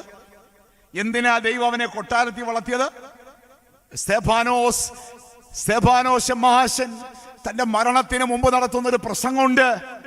സ്തെഫാനോസ് മഹാശനെ കല്ലെറിഞ്ഞ് കൊല്ലുന്നതിന് മുമ്പ് നടത്തുന്ന ഒരു പ്രസംഗമുണ്ട്. അപ്പോസ്തല പ്രവർത്തികൾ 7-ാം അധ്യായം 22-ാം വാക്യത്തിൽ അവിടെ പറയുന്നുണ്ട്, മോശയെ വളർത്തി എവിടെയാ? മിസ്രയീമിൽ. എന്തിനു വേണ്ടിയാ? അവൻ അവരുടെ സംസ്കാരം പഠിച്ചു, അവരുടെ ഭാഷ പഠിച്ചു, അവരുടെ വിദ്യകൾ പഠിച്ചു, അവരുടെ സർവ്വ തലങ്ങളിലും അവൻ എക്സ്പെർട്ടായിട്ട് മാറി. അവൻ ആരായിട്ട് മാറി? എക്സ്പെർട്ട്. എന്തിനു വേണ്ടിയാന്നറിയോ അവനെ എക്സ്പെർട്ട് ആക്കിയത്? എന്തിനു വേണ്ടിയാ? 80 കൊല്ലം കഴിഞ്ഞൊരു ഉത്തരവാദിത്വം അവനെ ഏൽപ്പിക്കും. അന്ന് ഫറവോന്റെ രാജധാനി വന്ന് തന്റെ ഇടത്തോടെയും സാമർത്ഥ്യത്തോടെയും ആശയ ഗാംഭീര്യത്തോടെയും മിസ്രയീംകാരന്റെ സംസ്കാരത്തിനനുസരിച്ച് സംസാരിച്ച് ജനത്തെ വിടുവിക്കാനുള്ള കഴിവും പ്രാഗൽഭ്യവും ലഭിക്കണമെങ്കിൽ അവൻ എന്തു കൊടുക്കണം? അവനെ ഈജിപ്റ്റ് വിട്ട് തന്നെ പഠിപ്പിക്കണം. ഈജിപ്തിലെ വിദ്യാഭ്യാസം അവന് ലഭിക്കണം. സാധാരണ വിദ്യാഭ്യാസം കിട്ടിയാൽ പോരാ, പിന്നെന്താ കിട്ടേണ്ടത്? ഏറ്റവും അഗ്രഗണ്യമായ വിദ്യാഭ്യാസം. കാരണം അവൻ സംസാരിക്കാൻ പോകുന്നത് എവിടാന്നറിയാവോ? എവിടാ സംസാരിക്കാൻ പോകുന്നത്? ഫറവോനോടും അവിടുത്തെ വിദ്വാൻമാരോടും അവിടുത്തെ ഉപദേശകന്മാരോടും അവിടുത്തെ മന്ത്രവാദികളോടും ഒക്കെ സംസാരിച്ച് നിൽക്കണം. ആർക്ക് സംസാരിച്ചിരിക്കണം? മോശയ്ക്ക്. അപ്പൊ അങ്ങനെയാണെന്ന് ഓർത്ത് നോക്കിക്കേ. ദൈവം നമ്മളെ നടത്തുന്ന വഴികൾ എന്തിനു വേണ്ടിയാണെന്നറിയാവോ? ജീവിക്കുന്ന വഴികളിലൂടെ കൊണ്ടുപോകാൻ വേണ്ടിയാ. ചില അനുഭവങ്ങളിലൂടെ ആര് നമ്മളെ കടത്തിവിടുന്നത്? ദൈവം തമ്പുരാൻ നമ്മളെ കടത്തിവിടുന്നത്. അതുകൊണ്ട് അപ്പോസ്തല പ്രവർത്തികൾ 7:22 സ്തെഫാനോസ് ശമാശൻ സംസാരിക്കുന്നത്, പഴയ നിയമം കോട്ട് ചെയ്തുകൊണ്ടാണ് സംസാരിക്കുന്നത്. മോശയ്ക്ക് പ്രാഗൽഭ്യം കൊടുത്തൊരു ദൈവത്തെ പറ്റി അവിടെ പറയുന്നുണ്ട്. അതിനുശേഷം അടുത്ത 40 കൊല്ലം അവൻ എന്ത് ചെയ്തു? മിദ്യാനിലെ ആട്ടിടയനായിട്ട് മാറി. ഇത്രോവിലെ ആടുകളെ മേയ്ക്കാൻ വേണ്ടി അവൻ എവിടെ പോയി?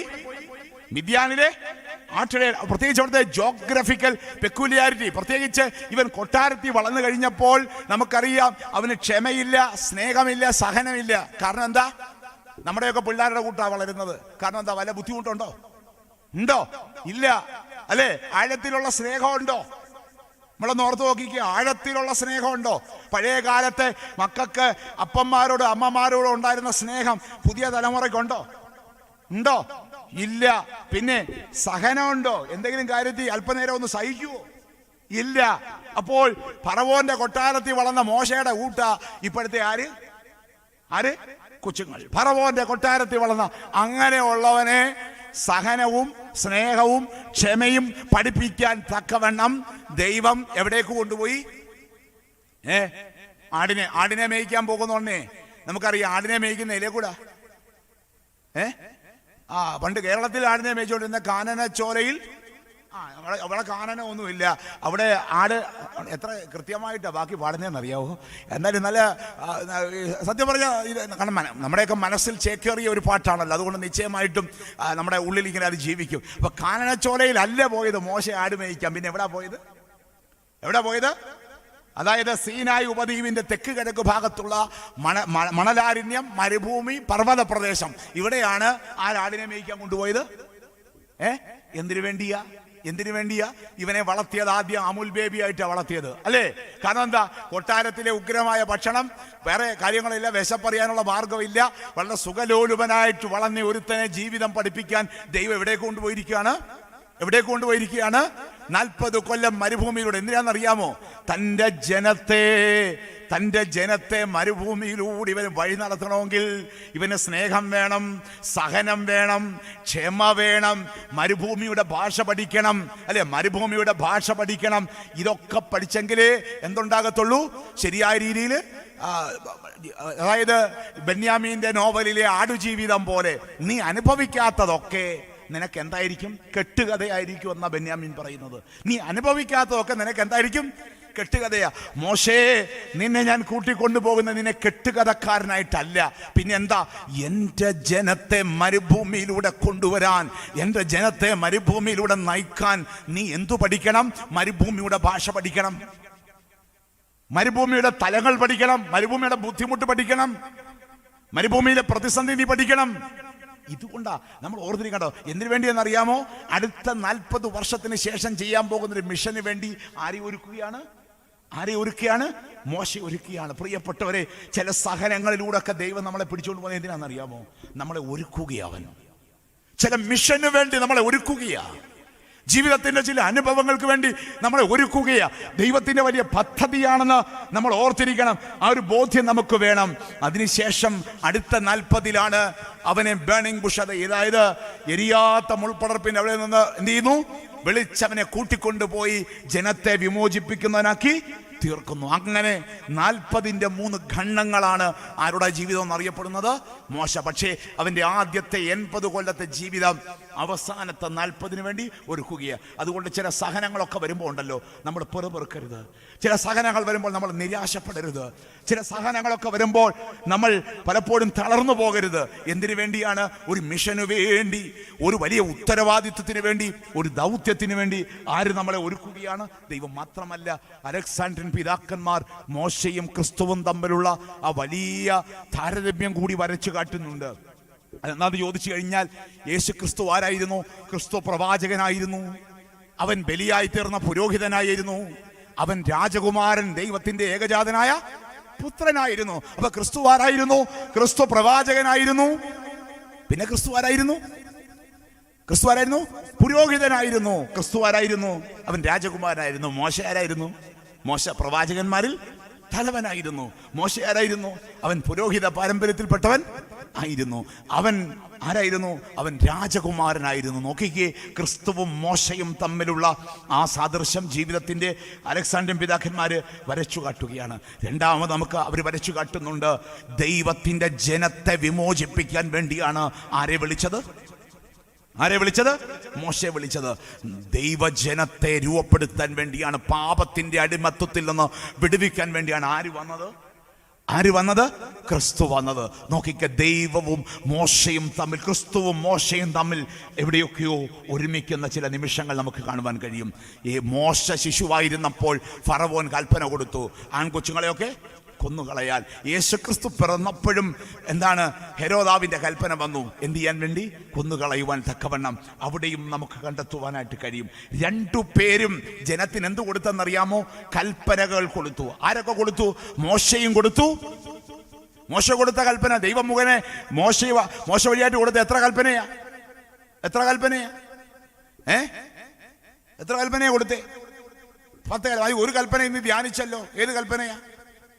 ഇന്നത്തെ ഏവൻഗേലിയം ഭാഗത്തിൽ ധ്യാനിച്ചൊരു കൽപ്പനയുണ്ടല്ലോ. ഏത് കൽപ്പനയാ? യേശുക്രിസ്തു ഇന്ന് കൂനിയായ സ്ത്രീയെ എന്ത് ചെയ്തെന്നാ പറഞ്ഞേ? നിവർത്തി. എവിടെ സംസാരിച്ചുകൊണ്ട് നിന്നു എന്നാ പറഞ്ഞേ? യേശുക്രിസ്തു എവിടെ സംസാരിച്ചുകൊണ്ടിരിക്കുമ്പോഴാ കൂനിയായ സ്ത്രീ വന്നത്? സുനഗോഗില്, അല്ലേ? അപ്പൊ അത് ഏത് ദിവസമായിരുന്നു? ശാബത്ത് ദിവസം. ശാബത്ത് ആചരിക്കാൻ പറഞ്ഞ എവിടാ? 10 കൽപ്പനയില്ല, അല്ലേ? അപ്പോ ദൈവം മോശ മുഖേന കൽപ്പന കൊടുത്തു. എന്നാൽ യേശുക്രിസ്തു ഈ 10 കൽപ്പന അങ്ങ് എത്ര കൽപ്പനയാക്കി മാറ്റി? 2 കൽപ്പനയാക്കി മാറ്റി. ജനത്തിന് 2 പേരും എന്തു കൊടുത്തവരാണ്? അച്ചടക്കമുള്ളൊരു ജനതയെ രൂപീകരിക്കാൻ ദൈവകൽപ്പന അനുസരിച്ച്, ദൈവകൃപ അനുസരിച്ച് ജനത്തിന് കൽപ്പന കൊടുത്തവരാ. 2 പേരും ജനത്തിന്റെ മധ്യേ ആരായിരുന്നു? മധ്യസ്ഥന്മാരായിരുന്നു. മാത്രമല്ല അവരുടെ ജീവിതയാത്രയിൽ, അല്ലെ, 5 അപ്പം കൊണ്ട് 5000 പോഷിപ്പിക്കുന്ന ക്രിസ്തു, സ്വയം അപ്പമായി മാറുന്ന ക്രിസ്തു, അതേപോലെ തന്നെ മന്ന സ്വർഗത്തിൽ നിന്ന് പൊഴിച്ചു കൊടുക്കുന്ന, ദൈവത്തോടുള്ള പ്രാർത്ഥന മുഖേന ജനത്തെ പോറ്റുന്ന മോശയെ നമുക്ക് അവിടെ കാണുവാൻ കഴിയും. ഇങ്ങനെ ക്രിസ്തുവും മോശയും തമ്മിലുള്ള മനോഹരമായ സാദൃശ്യം നമുക്ക് അവിടെ കണ്ടെത്തുവാൻ കഴിയും. ഇനി നമുക്ക് നമ്മുടെ ഹൃദയത്തിലേക്ക് മോശയെ ഒന്ന് കൊണ്ടിയെന്നെത്തിക്കുമ്പോൾ നമുക്ക് കണ്ടെത്തുവാൻ കഴിയും മോശയിൽ കാണുന്ന ഒന്നാമത്തെ ഭാവം ഏതെന്നറിയാമോ? ഈ നോമ്പിന്റെ കാലത്ത് നമ്മളിൽ നിറയേണ്ട ഭാവമാണ് സൗമ്യതയുടെ ഭാവം. സംഖ്യാപുസ്തകം 12-ാം അധ്യായം 3-ാം വാക്യം. നമുക്കൊക്കെ ഐഡന്റിറ്റി കാർഡ് ഉണ്ട്. നമ്മുടെ ID കാർഡ് ഏതാ? നമ്മുടെ ID കാർഡ് ഏതാ? ആധാർ അല്ലേ, അല്ലെ NPR, അല്ലെ പാസ്പോർട്ട്, അല്ലേ? നമ്മളെ തിരിച്ചറിയണമെങ്കിൽ ഇപ്പൊ എന്ത് പറഞ്ഞാൽ മതി? ആധാറിന്റെ നമ്പർ പറഞ്ഞാൽ മതി. എവിടെ ചെന്നാലും നമുക്ക് തിരിച്ചറിയാം. പക്ഷെ മോശയെ ലോകം തിരിച്ചറിയാൻ എന്തുകൊണ്ടാണെന്നറിയോ? മോശ എന്ന പുരുഷനോ ഭൂതലത്തിൽ സകല മനുഷ്യരിലും ആരായിരുന്നു?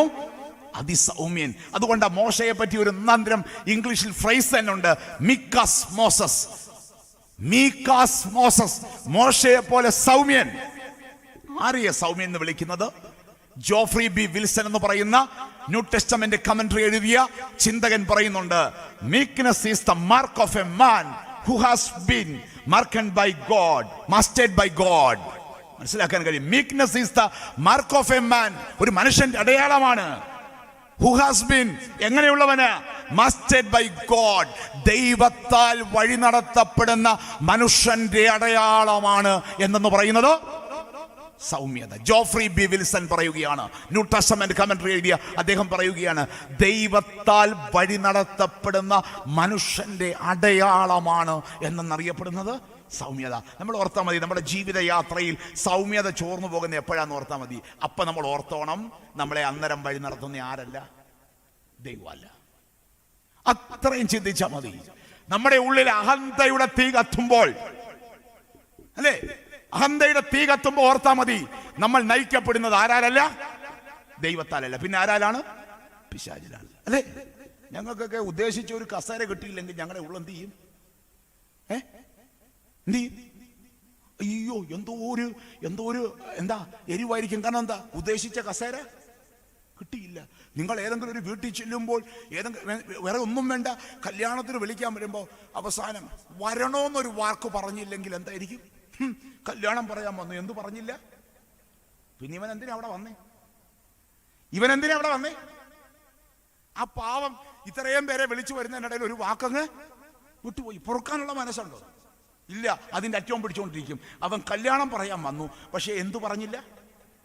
പിന്നെന്തോ, നിന്നെ എന്തോന്ന് വിളിക്കാൻ അവിടെ വന്നേ? വാക്കിന്റെ അറ്റത്ത് പിടിക്കേണ്ട കാര്യമുണ്ട്? ഇല്ല. എന്തുകൊണ്ടാ വാക്കിന്റെ അറ്റം ഉണരുന്നത്? ഞാൻ, അല്ലേ? അഹന്ത ഉണരുമ്പോഴാ. അപ്പൊ ഓർത്തോണം കേട്ടോ, ഉള്ളിൽ നയിക്കപ്പെടുന്നത് ആരാലല്ല? ദൈവത്താലല്ല. അന്തരം കൊണ്ടുപോകുന്ന ആരാന്നറിയാവോ? ആരാ? പിശാച. അപ്പോൾ നമ്മൾ ഈ മനുഷ്യന്റെ വാക്കുകളൊന്ന് ഓർത്തു നോക്കിക്ക്. ജോഫ്രി ബി വിൽസൺ എന്ന് പറയുന്ന മനുഷ്യൻ പറയുകയാണ്, ദൈവത്താൽ നയിക്കപ്പെടുന്നവന്റെ ഭാവമാണ് എന്തെന്നറിയപ്പെടുന്നത്. അതുകൊണ്ടാണ് വിശുദ്ധ മത്തായിയുടെ സുവിശേഷം 5-ാം അധ്യായം 5-ാം വാക്യം ഗിരിപ്രഭാഷണത്തിൽ പറയുന്നു, സൗമ്യതയുള്ളവർ ഭാഗ്യവാന്മാർ, അവർ ഭൂമിയെ എങ്ങനെ ഭൂമി അവകാശമാക്കുമെന്ന് പറഞ്ഞാൽ അത്രയും വസ്തു എഴുതിക്കുമെന്നാണോ? അതുകൊണ്ട് നാളെ മുതൽ ഞാൻ അങ്ങ് സൗമ്യതയുള്ളവനായിട്ട് മാറാൻ പോവുക. എന്തെഴുതിക്കാൻ വേണ്ടിയാ? വസ്തു എഴുതിക്കാൻ വേണ്ടിയാണോ? അല്ല. പിന്നെന്താ? നെപ്പോളിയൻ സ്ഥലം പിടിച്ചടക്കി സൗമ്യത കൊണ്ടാണോ? അല്ല. പിന്നെന്തുകൊണ്ടാ? ആയുധം കൊണ്ടും സൈന്യം കൊണ്ടും അലക്സാണ്ടർ ഭൂലോകം കീഴടക്കുന്നു. എന്തുകൊണ്ടാ? ആയുധം കൊണ്ടും കരബലം കൊണ്ടും സൈനിക ശേഷി കൊണ്ടും. എന്നാൽ ക്രിസ്തു ഭൂമി അവകാശമാക്കി. എന്തുകൊണ്ടാ? സൗമ്യത കൊണ്ടാ ക്രിസ്തു ഭൂമി അവകാശമാക്കിയത്. കാരണം ഇടം നേടേണ്ടത് എവിടാണ്? നീ ഒരു മനുഷ്യന്റെ ഹൃദയത്തെ അവകാശമാക്കണമെങ്കിൽ നിന്നിലുണ്ടാകേണ്ട ഭാവം എന്താണ്? മീക്കാസ് മോസസ്, മോശയെ പോലെ. അവിടെയാണ് നീ ഭൂമിയെ അവകാശമാക്കുന്നത്, അല്ലെ? ഭൂമിയെ അവകാശമാക്കുന്ന നീ സൗമ്യത കൊണ്ട് മറ്റുള്ളവരിൽ ചേക്കേറുമ്പോഴാണ് നിന്റെ ഭൗമ ജീവിതം അനുഗ്രഹപ്രദമായി തീരുന്നത്. ഇത് എന്താ? 10 ഏക്കർ വസ്തുവും വലിയ വീടും ഒക്കെ ഉണ്ട്. പക്ഷെ ഭാര്യയുടെ ഹൃദയത്തിൽ പോലും ഇതുവരെ സ്ഥാനം ഉറപ്പിച്ചിട്ടില്ല. നമ്മളൊന്ന് ആലോചിച്ച് നോക്കിക്കേ, ഇവൻ എവിടെ ഭൂമി അവകാശമാക്കിയത്?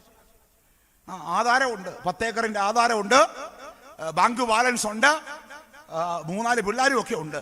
പക്ഷെ ഇതുവരെയും ആരുടെ ഹൃദയത്തിൽ കയറിയിട്ടില്ല? ആരുടെ ഹൃദയത്തിൽ കയറിയിട്ടില്ല? ഭാര്യ തിരിച്ച് ഭർത്താവിൻ്റെയും. അങ്ങനാണെങ്കിൽ നീ ഭൂമിയെ അവകാശമാക്കിയോ? അവകാശമാക്കിയോ? ഇല്ല. അപ്പൊ ഹൃദയത്തിൽ ഇടം നേടുമ്പോഴാണ് എന്ത് ചെയ്യുന്നത്? ഭൂമിയെ അവകാശമാക്കുന്നത്. പ്രിയപ്പെട്ടവരെ, അതുകൊണ്ടാ നമ്മൾ ഓർത്തിരിക്കേണ്ടത്, പീലാത്തോസിന്റെ അരമനയിലെ ക്രിസ്തു നിൽക്കുന്ന ഒരു നിൽപ്പുണ്ട്. അഹന്തയുടെ നിൽപ്പല്ല. അവനെന്താ? അറക്കാനുള്ള കുഞ്ഞാടിനെ പോലെ, അറക്കുവാനുള്ള കുഞ്ഞാടിനെ പോലെ അവൻ നിൽക്കുന്ന ഒരു നിൽപ്പുണ്ട്. പ്രിയപ്പെട്ടവരെ, അവിടെയാണ് അവൻ അവന്റെ ജീവിതത്തെ രൂപപ്പെടുത്തിയെടുക്കുന്നത്. മോശ പറയുന്നുണ്ട്, ദൈവമേ, മുൾപ്പടർപ്പ് വെച്ച് വിളിക്കുന്ന സമയത്ത് പറയുന്നുണ്ട്, ഞാൻ തടിച്ച നാവുള്ളവനാ. അവൻ ഇല്ലാത്തതൊന്നും ഉള്ളതായിട്ട് ഭാവിച്ചോ? ഇല്ല. നമ്മുടെ ഏറ്റവും വലിയ കുഴപ്പം അതാ. ഇല്ലാത്തതൊക്കെ ഉണ്ടെന്ന് ഭാവിക്കുന്നവരാണ് ആര്? നമ്മൾ. ഇല്ലാത്തതൊക്കെ ഉണ്ടെന്ന് ഭാവിക്കുമ്പോൾ നമ്മൾ ഓർത്തോണം, നമ്മൾ ആരാൽ വഴി നടത്തപ്പെടുന്നവരല്ല, ദൈവത്താൽ വഴി നടത്തപ്പെടുന്നവരല്ല. പ്രിയപ്പെട്ടവരെ, ഒന്ന് ഓർത്ത് നോക്കിക്കേ. അങ്ങനെയുള്ളവനോട് പറഞ്ഞു, എന്തിനാണെന്നറിയാമോ? അവൻ്റെ ഒരു കോൺഫിഡൻസ് ഉണ്ടാക്കാൻ. നിന്റെ യാത്രയിൽ നീ എന്തെടുത്തോളാൻ പറഞ്ഞു? വടിയൊന്ന് എടുത്തോളാൻ പറഞ്ഞു, അല്ലേ? വടി കയ്യിലെടുത്തു. ആര് കയ്യിലെടുത്തു? മോശ. പക്ഷെ ഈ വടി പുറപ്പാട് പുസ്തകം 4:20 വരുമ്പോൾ മോശയുടെ കയ്യിലെ വടി ആരുടെ വടിയായിട്ട് അറിയപ്പെടുന്നത് അറിയാവോ? ആരുടെ വടിയാ? ദൈവത്തിന്റെ വടിയായിട്ട് അറിയപ്പെടുന്നത്. മോശയുടെ കയ്യിലെ വടി ആരുടെ വടിയായിട്ട് മാറി? ഈ വടി വെച്ചാണ് മോശ എന്ത് ചെയ്യുന്നത്? അതായത് അത് താഴെ ഇട്ടപ്പോൾ എന്തായിട്ട് മാറി? സർപ്പമായി. തിരിച്ചെടുത്തപ്പോ വടിയായിട്ട് മാറി. നദിയിലെ ജീവജാലങ്ങളെ മുഴുവൻ കരയ്ക്ക് കൊണ്ടുവരുന്നു. എന്തിന്? സമുദ്രത്തെ വിഭാഗിക്കുന്നു. ഇങ്ങനെ ഈ വടി കൊണ്ട് ചെയ്യാത്ത കാര്യമൊന്നുമില്ല. ഇത്രയൊക്കെ ചെയ്തു കഴിഞ്ഞാൽ പിന്നെ നമ്മൾ ആ വടി വിട്ടുകളയൂ? അയ്യോ, ഇല്ല. നമുക്കപ്പോ ദൈവത്തെക്കാട്ടി വലുത് എന്തായിട്ട് തോന്നും? വടിയായിട്ട് തോന്നും. അതോടുകൂടി നമ്മൾ ദൈവത്തെ അങ്ങ് മറക്കും. പിന്നെ എവിടെ പിടിച്ച് ആരാധിക്കത്തുള്ളൂ? വടിയിൽ. പക്ഷേ ആ ദണ്ടിൽ ഉടക്കി നിൽക്കുന്ന ഒരു സ്പിരിച്വാലിറ്റി ഉണ്ട്. അതല്ല നമ്മുടെ സ്പിരിച്വാലിറ്റി. ദണ്ടിൽ ഉടക്കി നിൽക്കുന്ന സ്പിരിച്വാലിറ്റി അല്ല. അതുകൊണ്ടാ നമ്മൾ ഓർത്തിരിക്കേണ്ടത്. എന്താ? അഗ്നിസർപ്പത്തിന്റെ കടിയേറ്റവർ എന്തിനെ നോക്കി? പിത്തള സർപ്പത്തെ നോക്കി. പിന്നീട് അത് അവർക്ക് എന്തായിട്ട് മാറി എന്നറിയാവോ? എന്തായിട്ട് മാറി? ആരാധനാമൂർത്തിയായി. അവസാനം അത് തച്ചുടച്ച് കളയുകയാണ്. പ്രിയപ്പെട്ടവരെ, ആ പ്രതിഷ്ഠ തന്നെ ഇല്ലാതാക്കി കളയുകയാണ്. ആ യാത്രയെ പറ്റി ഓർക്കുമ്പോഴാണ് ഒരു കാര്യം ഞാൻ ഓർത്തു പോകുന്നത്. എന്താണ്? നമ്മൾ ഓർത്തു നോക്കണം, ഈ രോഗത്തിന്റെ കാലയളവ് വല്ലാത്ത വേദനകളുടെ ഒരു കാലയളവാണ്. രോഗത്തിന്റെ അനുഭവത്തിൽ നിന്നൊരു മോചനം ഈ ലോകം മുഴുവൻ കാതോർക്കുകയാണ്. അത്തരം വഴികളിൽ നമ്മൾ ഓർക്കണം, നമ്മുടെ പൗരസ്ത്യ പിതാക്കന്മാർ, പൂർവ്വപിതാക്കന്മാരൊക്കെ ഇത്തരം രോഗം നിറയുന്ന വീതികളിൽ പ്രാർത്ഥനാപൂർവം സഞ്ചരിച്ചവരായിരുന്നു. അവർ കടന്നുപോയ വഴികളിലൊക്കെ എന്ത് കിട്ടിയെന്നറിയാമോ? എന്ത് കിട്ടി? രോഗശാന്തി കിട്ടി. അങ്ങനെ വസന്ത പ്രാർത്ഥന എന്ന് പറയുന്ന ഒരനുഭവം തന്നെ നമ്മുടെ പാരമ്പര്യത്തിൽ രൂപപ്പെട്ടു വന്നത് അതാണ്. കുന്നംകുളത്തെ വീതികളിൽ നമുക്കറിയാം, അതായത് പ്ലേഗ് പരക്കുന്ന കാലയളവിൽ പാമ്പാടി തിരുമേനിയുടെ ശക്തമായ പ്രാർത്ഥനയിലൂടെ ഓരോ അങ്ങാടിയും, നമ്മൾ കുന്നംകുളത്ത് പോകാൻ കഴിയും, അവിടെ എല്ലാം ഓരോ അങ്ങാടിയാണ്. ആ അങ്ങാടിയിലൂടെ പ്രാർത്ഥിച്ച് അവർ നീങ്ങുകയാണ്. അത്തരം വസന്ത പ്രാർത്ഥനയുടെ ഭാഗമായിട്ട് കുന്തിരിക്കം പുകയ്ക്കും, മെഴുകുതിരി, പ്രാർത്ഥനാ ശബ്ദം ഉയരും. ആ പ്രാർത്ഥനാ ശബ്ദത്തിന്റെ ഭാഗമായിട്ട് അവർ സഞ്ചരിക്കുന്ന വഴികളിലൊക്കെ തന്നെ പവിത്രമാക്കപ്പെടുന്ന ചില അനുഭവങ്ങൾ നമുക്ക് കണ്ടെത്താൻ കഴിയും. വേറെ ഒന്നും വേണ്ട കേട്ടോ. അതായത് 10 ബാധകളിൽ അവസാനം സംഹാരദൂതൻ നടമാടിയപ്പോൾ ഇസ്രയേലിന്റെ ഭവനത്തിന്റെ വാതുക്കൽ കുഞ്ഞാടിന്റെ രക്തം കൊണ്ട് മുദ്രയിടപ്പെട്ടു. ആ മുദ്രയിട്ട ഭവനങ്ങളിൽ വല്ലതും സംഹാരദൂതൻ കയറിയില്ല. പ്രിയപ്പെട്ടവരെ, ഓർക്കുക, പ്രാർത്ഥന, നമ്മൾ സഞ്ചരിക്കുന്ന വഴികളിൽ പ്രാർത്ഥനാപൂർവം നിന്നുകൊണ്ട് വേണം ഈ ദേശത്തെ നമുക്ക് എന്ത് ചെയ്യാനായിട്ട്? തിരിച്ചു പിടിക്കാനായിട്ട്. ശക്തമായ ആശയമാണ്. ഇസ്രായേൽ മക്കളുടെ ജീവിതയാത്രയിൽ, അവരുടെ മരുഭൂപ്രയാണ യാത്രയിൽ മരണം അവരെ തേടിയെത്തിയപ്പോൾ അവരുടെ ജീവിത വഴികളിൽ മോശ ഉയർത്തിക്കൊടുക്കുകയാണ്. അങ്ങനെയാണെങ്കിൽ അതുകൊണ്ടാണ് പൗരസ്ത്യ പിതാക്കന്മാർ കുരിശുമായിട്ട് യാത്ര നടത്തുന്നത്. കാരണം എന്താണ്? ഇന്ന് മരണത്തിൽ നിന്ന് വിടുവിക്കാൻ ഈ ലോകത്ത് മറ്റൊന്നുമില്ല. എന്താണ്? എന്തിനു മാത്രമേ കഴിയൂ? ജീവൻ നൽകുന്നതും ജീവിപ്പിക്കുന്നതുമായ വിശുദ്ധ സ്ലീബായുടെ അടയാളം കൊണ്ട് ശുദ്ധീകരിക്കപ്പെടേണ്ട ഇടങ്ങളായിട്ട് ഇതൊക്കെ മാറേണ്ടത് അനിവാര്യമാണ് പ്രിയപ്പെട്ടവരെ. ഒരു ബോധ്യം നമ്മുടെ ഹൃദയത്തിലേക്ക് കടന്നു വരണം. അതുകൊണ്ടാ നമ്മൾ ഓർക്കണം, അതായത് വിലാപയാത്രയുമായിട്ട്, അതായത് ക്രിസ്തുവിന്റെ കുരിശ് കണ്ടെടുത്ത് കഴിഞ്ഞപ്പോൾ ഹെലനി രാജ്ഞി വരുമ്പോഴുണ്ട് മൃതശരീരവുമായിട്ട് വരികയാ. എന്താ അവിടെ സംഭവിക്കുന്നത്? യേശു ക്രിസ്തുവിന്റെ കുരിശു കൊണ്ടുവന്ന് മൃതശരീരത്തെ തൊട്ടപ്പോൾ ആ യാത്ര വിലാപയാത്രയാണോ സന്തോഷയാത്രയായിട്ട് മാറിയോ? എന്തായിട്ട് മാറി? സന്തോഷത്തിന്റെ യാത്രയായി മാറി. എന്തു തൊട്ടപ്പോഴാ? യേശുവിന്റെ കുരിശു തൊട്ടപ്പോൾ. ഞാൻ പറയും, നമ്മുടെ വഴികളിൽ, നമ്മുടെ സഞ്ചാര വീതികളിൽ കുരിശു തൊടുമ്പോൾ ജീർണതയുടെ അവസ്ഥ മാറിക്കിട്ടും, ജീർണതയുടെ അനുഭവം മാറിക്കിട്ടും.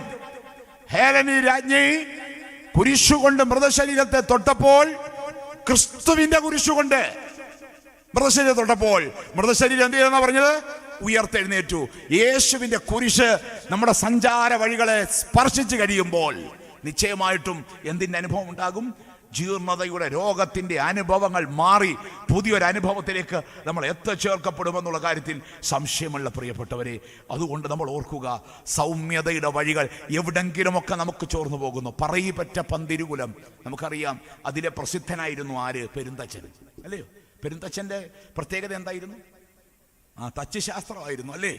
തച്ചുശാസ്ത്രത്തിൽ അപാരമായ വിദ്യ കരഗതമാക്കിയ ആളാണ് ആര്? പെരുന്തച്ഛൻ. പക്ഷേ ഒരു കാര്യം ആലോചിച്ചോണം, പെരുന്തച്ഛന് സൗമ്യതയുടെ ഭാഷ, സ്നേഹത്തിന്റെ സൗമ്യതയുടെ ഭാഷ എന്താ അറിയോ? സ്നേഹത്തിന്റെ ഭാഷയാണ്. അത് നഷ്ടപ്പെട്ടു പോയി കഴിഞ്ഞപ്പോൾ മത്സരം ആരോടാ തോന്നിയത്? അവസാനം തച്ചുശാസ്ത്രത്താൽ രൂപീകൃതമാക്കേണ്ട മനോഹരമായ ശില്പം ഉതിർക്കേണ്ട ആ ഉളി ആരുടെ കഴുത്തിലേക്കാണ് വീണത്? മകന്റെ കഴുത്തിലേക്ക്. അതുകൊണ്ട് ഞാൻ പറയും, പെരുന്തച്ഛൻ അറിയപ്പെടുന്നത്, ഒരു പക്ഷേ പറഞ്ഞാൽ പെരുന്തച്ഛൻ കോംപ്ലക്സ് എന്ന് പറയുന്ന പേരിലാണ്. എന്തുകൊണ്ടാ? അപ്പന്മാർക്ക് മക്കളോട് തോന്നുന്ന കോംപ്ലക്സ് അറിയപ്പെടുന്നത് എങ്ങനെയാണ്? പെരുന്തച്ഛൻ കോംപ്ലക്സ് എന്നാണ്. കാരണം ഇന്ന് നമ്മൾ ഓർത്തിരിക്കണം പ്രിയപ്പെട്ടവരെ, ഈ സൗമ്യതയുടെ ഭാഷ നമ്മൾ നഷ്ടപ്പെട്ടു പോയി. നമ്മളെ ഒരു ക്രിസ്ത്യാനിയെ വിളിച്ചിരിക്കുന്ന എന്തിനു വേണ്ടി എന്നറിയാമോ? സൗമ്യതയുടെ ഭാഷ ഈ ലോകത്തെ പഠിപ്പിക്കാൻ വേണ്ടിയാ. സൗമ്യതയുടെ ഭാഷ ഈ ലോകത്തെ പഠിപ്പിക്കാൻ വേണ്ടി ആരെയാ വിളിച്ചേക്കുന്നേ? നമ്മളെ വിളിച്ചേക്കുന്നത്. പക്ഷേ നമ്മൾ ഇന്ന് ഏതിന്റെ ഭാഷയിലാ സംസാരിക്കുന്നേ? അഹന്തയുടെ ഭാഷയിലാ, അല്ലേ? മുകള് മുതൽ താഴെ വരെ എന്തിന്റെ ഭാഷയിലാ സംസാരിക്കുന്നേ? അഹന്ത. പക്ഷേ ലോകത്തെ സൗമ്യതയുടെ ഭാഷ പഠിപ്പിക്കേണ്ടവനാണ് ആര്? ഒരു ക്രിസ്ത്യാനി. അവൻ ഭൂമിയെ അവകാശമാക്കുന്ന. നമുക്കറിയാം, അസീസിയിലെ ഫ്രാൻസിസ് കേട്ടിട്ടുണ്ടോ? ക്രിസ്തുവിന്റെ കാലശേഷം ക്രിസ്തുവിനെ പോലെ ജീവിച്ച ഒരാളാണ് ആര്? അസീസിയിലെ ഫ്രാൻസിസ്.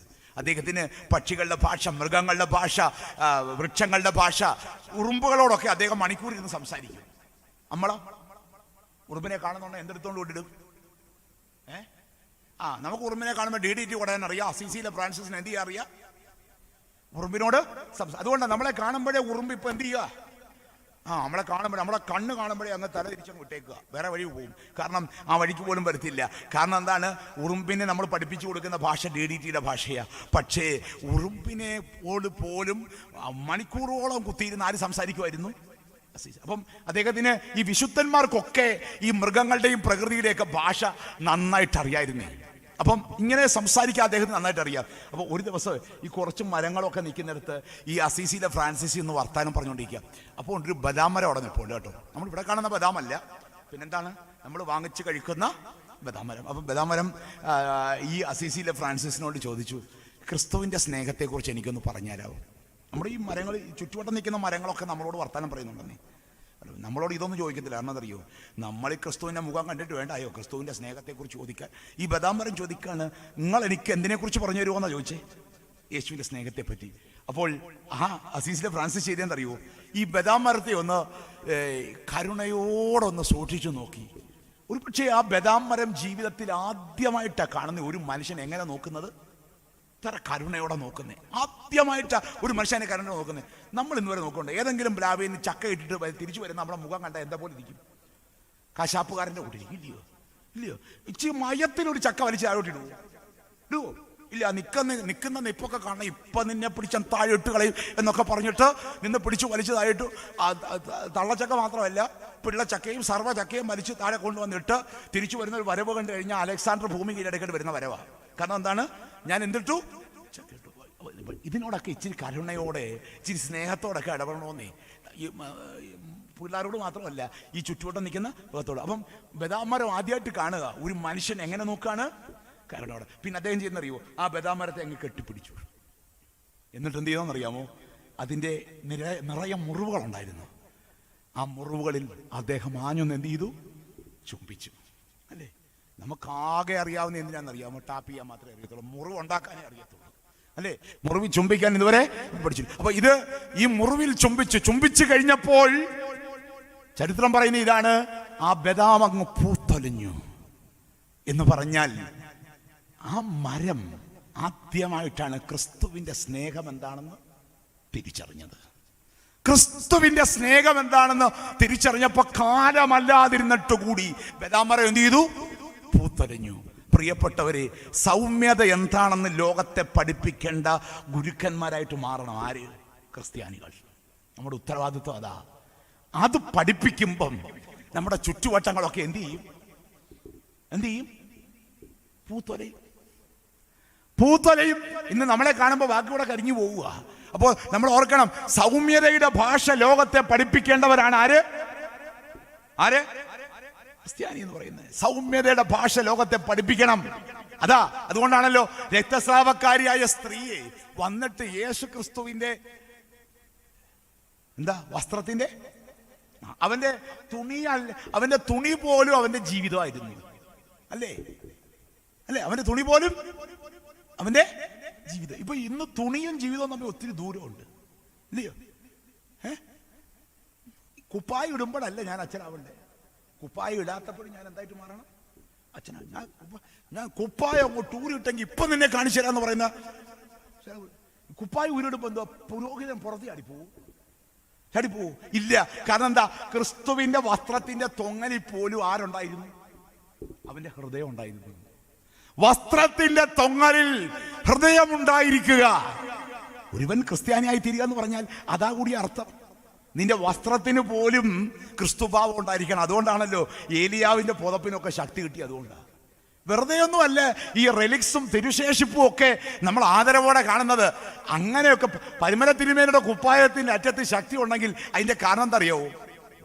പരിമല തിരുമേനി ജീവിച്ച ക്രിസ്തു എവിടെ കൂടെ ഉണ്ടായിരുന്നു? അദ്ദേഹം അണിഞ്ഞ വസ്ത്രത്തിൽ പോലും, അദ്ദേഹത്തിന്റെ ജീവിത ശൈലിയിൽ പോലും, വ്രതത്തിൽ പോലും ഉണ്ടായിരുന്നു. ഇന്ന് നമ്മുടെ ചങ്കിനകത്ത് പോലും ഇല്ല. അവിടെയാ ആ വസ്ത്രത്തിന്റെ തൊങ്ങലിൽ തൊട്ടപ്പോൾ. അതുകൊണ്ടാണ് നമ്മൾ ഓർക്കണം, കുഞ്ചൻ നമ്പ്യാര് നമ്മളെ കൊണ്ട് പാടിപ്പിച്ചത്. അതായത് നമ്മൾ ഓർത്തിരി, കൂനം മതിച്ചാൽ ഗോപുരം കുത്തുപോകുന്നു. കൂനം മതിച്ചാൽ എപ്പോഴാ ചോദിച്ചതറിയാം? കല്യാണ സൗഗന്ധ്യം എന്നുള്ള പാട്ടല്ല ചോദിക്കുന്നേ. ഭീമസേനൻ പാഞ്ചാലി പറഞ്ഞു, എനിക്ക് കല്യാണ സൗഗന്ധ്യം പൂവ് വേണമെന്ന്. ഇല്ലയോ? ഒരു ഭാര്യ സ്നേഹപൂർവ്വം ചോദിച്ച ഭർത്താവ് എന്ത് ചെയ്യും? ചോദിക്കേണ്ട രീതി ചോദിച്ച ഈ ചോദിക്കേണ്ട രീതി ചോദിക്കാത്തതുകൊണ്ടാ പലതും വാങ്ങിച്ചു കൊടുക്കാത്ത. ചോദിക്കേണ്ട രീതി ചോദിച്ചാൽ എന്ത് ചെയ്യും? വാങ്ങിച്ചു കൊടുക്കും. അപ്പം ഈ ചോദിക്കേണ്ട രീതി പാഞ്ചാലി ചോദിച്ചപ്പോ ആര് പോയി? എത്രയോ മലമടക്കളൊക്കെ ചാടിയാണ് ആര് പോന്നെ? പോകുമ്പോൾ ഈ വഴി മുടക്കിക്കൊണ്ട് ഇവനെ ഒന്ന് പരീക്ഷിക്കാൻ വേണ്ടി ആര് വന്ന് കടന്നെന്നറിയാം? ആര് വന്ന് കടന്നു? ഹനുമാന്. അല്ലേ? അന്നേരം മാറട മർക്കട മാറിക്കടക്കട എന്നൊക്കെ പറഞ്ഞുകൊണ്ട് തല്ലിയും അടിച്ചും അവസാനം അവന്റെ ബലം മൊത്തം കാണിച്ചിട്ടും അതിന്റെ വാലിന്റെ അറ്റത്തെ രോമം പോലും അടക്കാൻ പറ്റിയില്ല. അന്നേരവാ കുഞ്ഞൻ നമ്പ്യാര് ചോദിക്കുന്നത്, കൂനം മതിച്ചാൽ എന്ത് കുത്തുവോന്ന്? ഉറുമ്പ് വിചാരിച്ചാൽ ഗോപുരം മറിച്ചിടാൻ പറ്റുമോ? ഇല്ല. നമ്മളൊക്കെ പലപ്പോഴും അതുപോലെ എന്താ നമ്മുടെയൊക്കെ നടപ്പും പോക്കും ഭാവവും ഒക്കെ കണ്ടു കഴിഞ്ഞാൽ സർവ്വതും ഇപ്പം മറിച്ചിട്ട് കളയുമെന്നുള്ള മട്ടിലാണ് നമ്മൾ നടക്കുന്നത്. അതുകൊണ്ട് സൗമ്യൻ മോശ ഭാഗിച്ചാഴി എന്നോ പറയുന്നത്. അപ്പൊ സൗമ്യത കൊണ്ടാണ് അവൻ എന്ത് ചെയ്യുന്നത്? ആഴിയെ വിഭജിക്കുന്നത്. ദൈവം അവന് കൃപ ചൊരിഞ്ഞതിന്റെ കാരണം അവനിൽ എന്തുണ്ടായിരുന്നു? സൗമ്യതയുടെ ഭാവമുണ്ടായിരുന്നു, സൗമ്യതയുടെ നന്മ അവനിൽ ഉണ്ടായിരുന്നുവെന്ന് നമുക്ക് കാണുവാനായിട്ട് കഴിയും. ഈ ഒരു ബോധ്യം നമ്മുടെ ഹൃദയത്തിലേക്ക് നിറയണം, ഈ ഒരു ഭാവം നമ്മുടെ ഉള്ളിലേക്ക് നിറയണം, ഈ ഒരു ചിന്ത നമ്മുടെ ഹൃദയത്തിലേക്ക് കടന്നു വരണം. അതുകൊണ്ട് നമ്മൾ ഓർക്കുക, അതായത് സൗമ്യത ഈ ലോകത്തെ പഠിപ്പിക്കാൻ വേണ്ടി വിളിക്കപ്പെട്ടവരാണ് ആര്?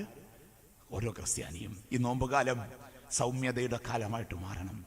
നമ്മുടെ ഭാഷയ്ക്ക് സൗമ്യതയുടെ സൗന്ദര്യം രൂപപ്പെട്ട് വരണം.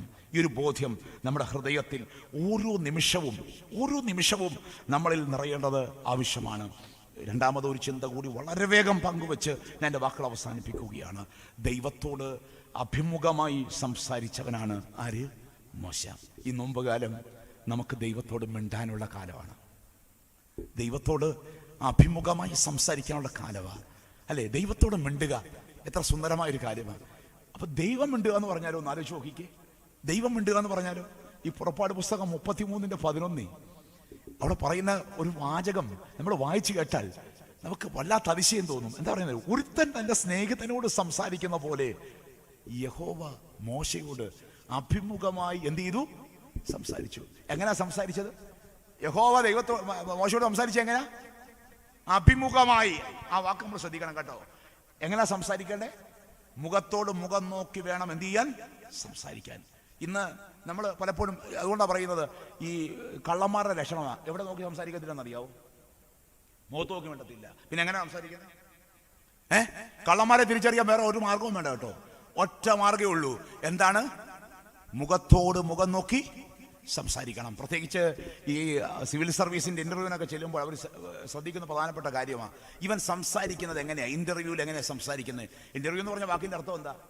അഭിമുഖം. ഈ അഭിമുഖത്തിൽ പങ്കെടുക്കുന്ന പല ബിരുദന്മാരും കുനിഞ്ഞിരുന്ന ഉത്തരം പറയുന്നത്. ഉത്തരം കൃത്യമായിരിക്കും, പക്ഷെ ഇവന്മാർ എങ്ങോട്ട് നോക്കുന്നില്ല? മുഖത്തോട്ട്. എന്ന് പറഞ്ഞാൽ ഒരു വ്യക്തിയോട് സംസാരിക്കുമ്പോൾ ഈ രണ്ട് കണ്ണിന്റെയും ഇടയിൽ മൂക്കിന്റെ അതായത് ഈ ഭാഗത്ത് നോക്കി വേണം എന്ത് ചെയ്യാനായിട്ട് സംസാരിക്കാൻ. ഇനിയിപ്പം അത് അങ്ങനെ വേണം സംസാരിക്കാൻ, അല്ലാതെ കുനിഞ്ഞോ പാത്തോ ഏറ് കണ്ണിട്ടോ ഒക്കെ സംസാരിക്കുന്നവൻ ആരല്ല കൊള്ളാവുന്നവനല്ല. അപ്പൊ ദൈവം മോശയോട് സംസാരിച്ചൊരു മാതൃക ഇവിടെ ഉണ്ട്, ഒരു ഇന്റർവ്യൂ മോഡൽ എവിടെ ഉണ്ട്? ഇവിടെ ഉണ്ട്. നോക്കി ഒന്ന് ആലോചിച്ച് നോക്കിക്ക്. ദൈവം അവനോട് ഇറങ്ങി വന്ന ഒരു സ്നേഹിതനോട് എന്ന പോലെ, അല്ലേ? സ്നേഹിതന്മാര് സംസാരിക്കുന്നത് എങ്ങനെയായിരിക്കും? സ്നേഹിതന്മാര് സംസാരിക്കുന്നത് എന്തായിരിക്കും? എങ്ങനെയായിരിക്കും? അല്ലേ? അളിയ എന്തുകൊണ്ട് വിശേഷം എന്നൊക്കെ പറയുന്ന ആ ഒരു ഹൃദ്യത, ഫോർമാലിറ്റി ഒക്കെ അങ്ങ് മാറ്റിവെച്ചു, അല്ലേ? അവിടെ ദൈവവും സൃഷ്ടിയും തമ്മിലുള്ള സർവ്വ ഫോർമാലിറ്റിയും മാറ്റിവെച്ച് ഒരു സ്നേഹിതനോട് എന്ന പോലെ അവന്റെ ജീവിതത്തിലേക്ക് ഇറങ്ങിച്ചെന്നു എന്നാണ് പറയുന്നത്. പ്രിയപ്പെട്ടവരെ, ഈ നോമ്പുകാലത്ത് നമുക്ക് ദൈവത്തോട് സംസാരിക്കാൻ കിട്ടുന്ന മനോഹരമായ നിമിഷമാണ്. അതുകൊണ്ട് ചുന്നോ അവനെ അറിയുക. ഇതിനു വേണ്ടിയാണ് ഈ നോമ്പ് കാലത്ത് നമ്മളെ വിളിക്കപ്പെട്ടിരിക്കുന്നത്. പ്രിയപ്പെട്ടവരെ, ദൈവത്തെ അറിയുവാൻ വേണ്ടി. പക്ഷെ അവനിലേക്ക് അടുത്തു വരണമെങ്കിൽ നമ്മൾ ഒരു കാര്യം ചെയ്യണം. എന്താണ്? അവനെ വിളിക്കുന്നൊരു നിമിഷമുണ്ട്, അല്ലേ? മുൾപ്പടർപ്പ് എരിയാതിരിക്കുന്നുണ്ട്, എന്നാൽ കത്തുന്നുമുണ്ട്, എന്നാൽ എരിയുന്നില്ല. അവൻ വിളിക്കുന്നിടത്ത് അവൻ അടുത്തിയെല്ലാം പറ്റുന്നില്ല. കാരണം എന്താ അറിയോ? എന്താ അടുത്തിടാൻ പറ്റുന്നില്ല? കാരണം എന്താ? അവന്റെ കൈകളിൽ ഒരു മനുഷ്യന്റെ ചോരമണമുണ്ട്.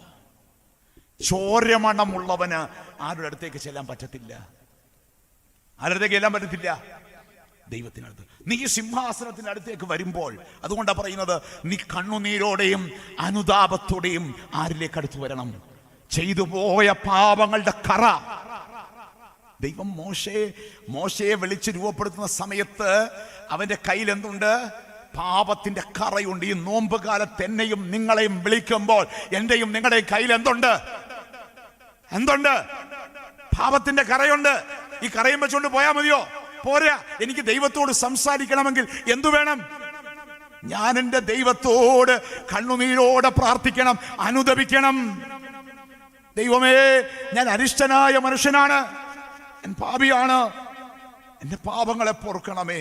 അതുകൊണ്ട് 2 കൊരിന്ത്യർ 5:17 പറയുന്നു, ഒരുവൻ ക്രിസ്തുവിലായാൽ അവൻ എന്തായി മാറുന്നു? പുതിയ സൃഷ്ടിയായി മാറുന്നു. ഒരുവൻ ക്രിസ്തുവിലായാൽ അവൻ പുതിയ സൃഷ്ടിയായി മാറുന്നു. സത്യം പറഞ്ഞുണ്ടല്ലോ, മോശ കൊലപാതകം ചെയ്യണമെന്നുള്ള ആഗ്രഹത്തിൽ ഒന്നും ചെന്ന് പെട്ടല്ല. 2 പേരുള്ള തർക്കം പറഞ്ഞു തീർക്കാൻ വേണ്ടി ചെന്നതാ. പക്ഷേ ഒരു കാര്യം നമ്മൾ ഓർത്തു നോക്കണം. തർക്കം പറഞ്ഞു തീർക്കാൻ വേണ്ടി ചെന്നപ്പോഴേ 2 പേര് തമ്മിലാ. പക്ഷേ മോശ എന്ത് ചെയ്തെന്നറിയാമോ? ഒന്ന്, ഒരുത്തനോടങ്ങ് സിമ്പതി തോന്നി. സിമ്പതി കഴിഞ്ഞപ്പോൾ എന്ത് തോന്നി? എമ്പതി തോന്നി. എമ്പതിയും തോന്നിക്കഴിഞ്ഞപ്പോൾ പിന്നെ അവൻ വികാരം കൊണ്ടങ്ങ് ജ്വലിച്ചു. അതോടുകൂടി ഒരുത്തനെ എന്ത് ചെയ്തു എന്ന് പറഞ്ഞാൽ മധ്യസ്ഥതയ്ക്ക് പോയവൻ പക്ഷം പിടിച്ചു. ഒരു പുരോഹിതനും ഓരോ ക്രിസ്ത്യാനിയും ഈ സമൂഹത്തിൽ നിഷ്പക്ഷ ചില നല്ല നിലപാടുകൾക്കൊപ്പം നിൽക്കണം. വികാരത്തിന് എന്ത് ചെയ്യരുത്? അടിമപ്പെടരുത്. എന്നാൽ ഇതേ മോശയെ ദൈവം തൊട്ട് കഴിഞ്ഞപ്പോൾ ഇത്രയും ജനക്കൂട്ടത്തിന് നടുവിലൂടെ സഞ്ചരിക്കുമ്പോൾ എത്ര പ്രശ്നങ്ങളെ അവൻ നേരിട്ടു. അവന് പക്ഷം പിടിക്കേണ്ടി വന്നോ? ഇല്ല. ഈ കൗൺസിലിംഗ് ഒക്കെ പഠിപ്പിക്കുമ്പോൾ ഞങ്ങളെ പ്രാഥമിക പാഠം പഠിപ്പിക്കും. കൗൺസിലിങ്ങിന് ക്ലൈന്റ് വരുമ്പോൾ ഉണ്ടല്ലോ സിമ്പതിയാകാം, പക്ഷെ എന്താകരുത്? എമ്പതി ആകരുത്. കാരണം എന്താ അറിയോ? ഭർത്താവിന്റെ പ്രശ്നവുമായിട്ടായിരിക്കും ആര് വരാൻ പോകുന്നേ? സംസാരിക്കാൻ വരുന്നത്. സിമ്പതി ആകാം, എന്നാൽ എമ്പതി ആയാൽ എന്തായിരിക്കും കുഴപ്പം? എമ്പതി ആയ കെട്ടിയോനെ കളഞ്ഞേരും, ഞാൻ കൂടെ വിളിച്ചോണ്ട് പോയേക്കാം. അതുകൊണ്ടാണ് പല കൗൺസിലർമാരും ആരെയാ വിളിച്ചോണ്ട് പോകുന്നേ? ക്ലൈന്റിനെ വിളിച്ചോണ്ട് പോകുന്നേ. അതുകൊണ്ട് ഓർത്തിരിക്കേണ്ട കാര്യമാണ്. റാപ്പോ ക്രിയേറ്റ് ചെയ്യുമ്പോൾ ഓർത്തിരിക്കേണ്ട പാഠമാണ്, നമ്മൾ ചിന്തിക്കേണ്ട വസ്തുതയാണ്. മോശയുടെ ജീവിതം നമ്മളെ പഠിപ്പിക്കുക. എനിക്ക് സിമ്പതിയാകാം, നീ പക്ഷം പിടിക്കാൻ പാടില്ല, നീ ഇമോഷണലി സ്റ്റേബിൾ ആയിരിക്കണം. ജനത്തിന്റെ നടുവിൽ നീ മധ്യസ്ഥനായിട്ടിരിക്കുമ്പോൾ. അതുകൊണ്ട് അവൻ ഏത് പക്ഷത്ത് ചേർന്നെന്നറിയാമോ? ആരുടെ പക്ഷത്ത് ചേർന്നു? ദൈവത്തിന്റെ പക്ഷത്ത് ചേർന്നു. ആര് ചേർന്നു? മോശ ചേർന്നു. ദൈവപക്ഷത്തായിരിക്കുക. ഈ നോമ്പ് കാലത്ത് നമ്മളെ വിളിച്ചേക്കുന്ന അതിനു വേണ്ടിയാ. നമ്മുടെ ആധികാരികത, നമ്മുടെ കരുത്ത് എവിടെ മനസ്സിലെന്നറിയോ? ഈ സംഘർഷങ്ങൾക്ക് നടുവിൽ നമുക്ക് എത്രത്തോളം ശാന്തത പുലർത്താൻ കഴിയുന്നു എന്നുള്ളതാണ് നമ്മുടെ കരുത്ത്. സംഘർഷങ്ങൾക്ക് നടുവിൽ ശാന്തത പുലർത്താൻ കഴിയുന്നു എന്നുള്ളതാണ് നമ്മുടെ കരുത്ത്. അക്കാര്യത്തിൽ ഏറ്റവും മികച്ചതാരെന്നറിയോ? ക്രിസ്തുവ. കാരണം ക്രിസ്തുവിന്റെ ചുറ്റും എത്ര എണ്ണം ഉണ്ടായിരുന്നറിയാവോ? ശിഷ്യന്മാർ എത്ര പേരായിരുന്നു? 12 എണ്ണം. മോശക്കാരായിരുന്നു? ഇല്ല. ഒരുത്തൻ കാള പെറ്റെന്ന് പറഞ്ഞാൽ കയറെടുക്കും. ആരാ? ഏത് ശിഷ്യനാ കാള പെട്ടെന്ന് കേട്ടാ കയറെടുക്കുന്നത്? ഇത്രയും കൊല്ലം ആ പുള്ളിയെ പിടികിട്ടിട്ടില്ല. ആരാ? പത്രോസ് അല്ലേ? ഇനി പശു പെറ്റെന്ന് കേട്ടാൽ പശുവിനെയും കിടാക്കുട്ടിയെയും പാലിന്റെ പാത്രവും അകിടും കണ്ടിട്ട് വിശ്വസിക്കുന്ന ഒരാളുണ്ട്. നമ്മുടെ സ്വന്തം ആളാ. ആരാ? അപ്പം നോക്കിക്കേ, സ്വഭാവത്തിന് 2 എണ്ണം. വേറെ ഒരാളുണ്ട്, എരിവുകാരനായ ശീമോൻ. ആർക്കെതിരെ പ്രവർത്തിക്കുക? റോമാക്കാർക്കെതിരെ പ്രവർത്തിക്കുക. വേറൊരുത്തനുണ്ട്, ചുങ്കക്കാരൻ മത്തായി. ആർക്ക് വേണ്ടി ചുങ്ക പിരിക്കുക? റോമാക്കാർക്ക് വേണ്ടി. അപ്പോ ഒരുത്തൻ റോമാക്കാർക്ക് ഫേവർ, ഒരുത്തൻ റോമാക്കാർക്ക് വിരുദ്ധൻ.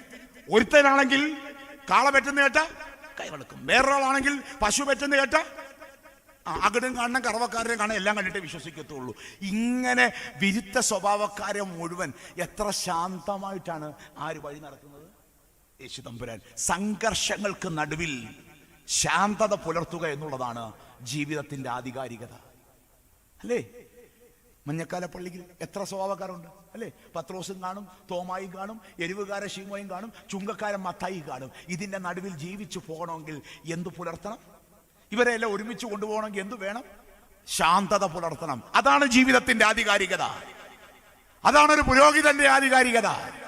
സംഘർഷങ്ങൾക്ക് നടുവിൽ എത്രത്തോളം ശാന്തത പുലർത്തുന്നു എന്നുള്ളതാണ് ജീവിതത്തിന്റെ ആധികാരികത. അവനുമായിട്ടാണ് ആര് സംസാരിച്ചത്? ദൈവം സംസാരിച്ചത്. ഈ നോമ്പ് നമ്മളോട് ചോദിക്കുകയാണ്, നിനക്ക് ദൈവത്തിന്റെ സ്നേഹിതനാകാൻ താല്പര്യമുണ്ടോ? ഒന്നാമത് പറഞ്ഞു, നീ സമൂഹത്തിന് സൗമ്യത എന്താണെന്ന് മനസ്സിലാക്കി കൊടുക്കേണ്ടവനാ.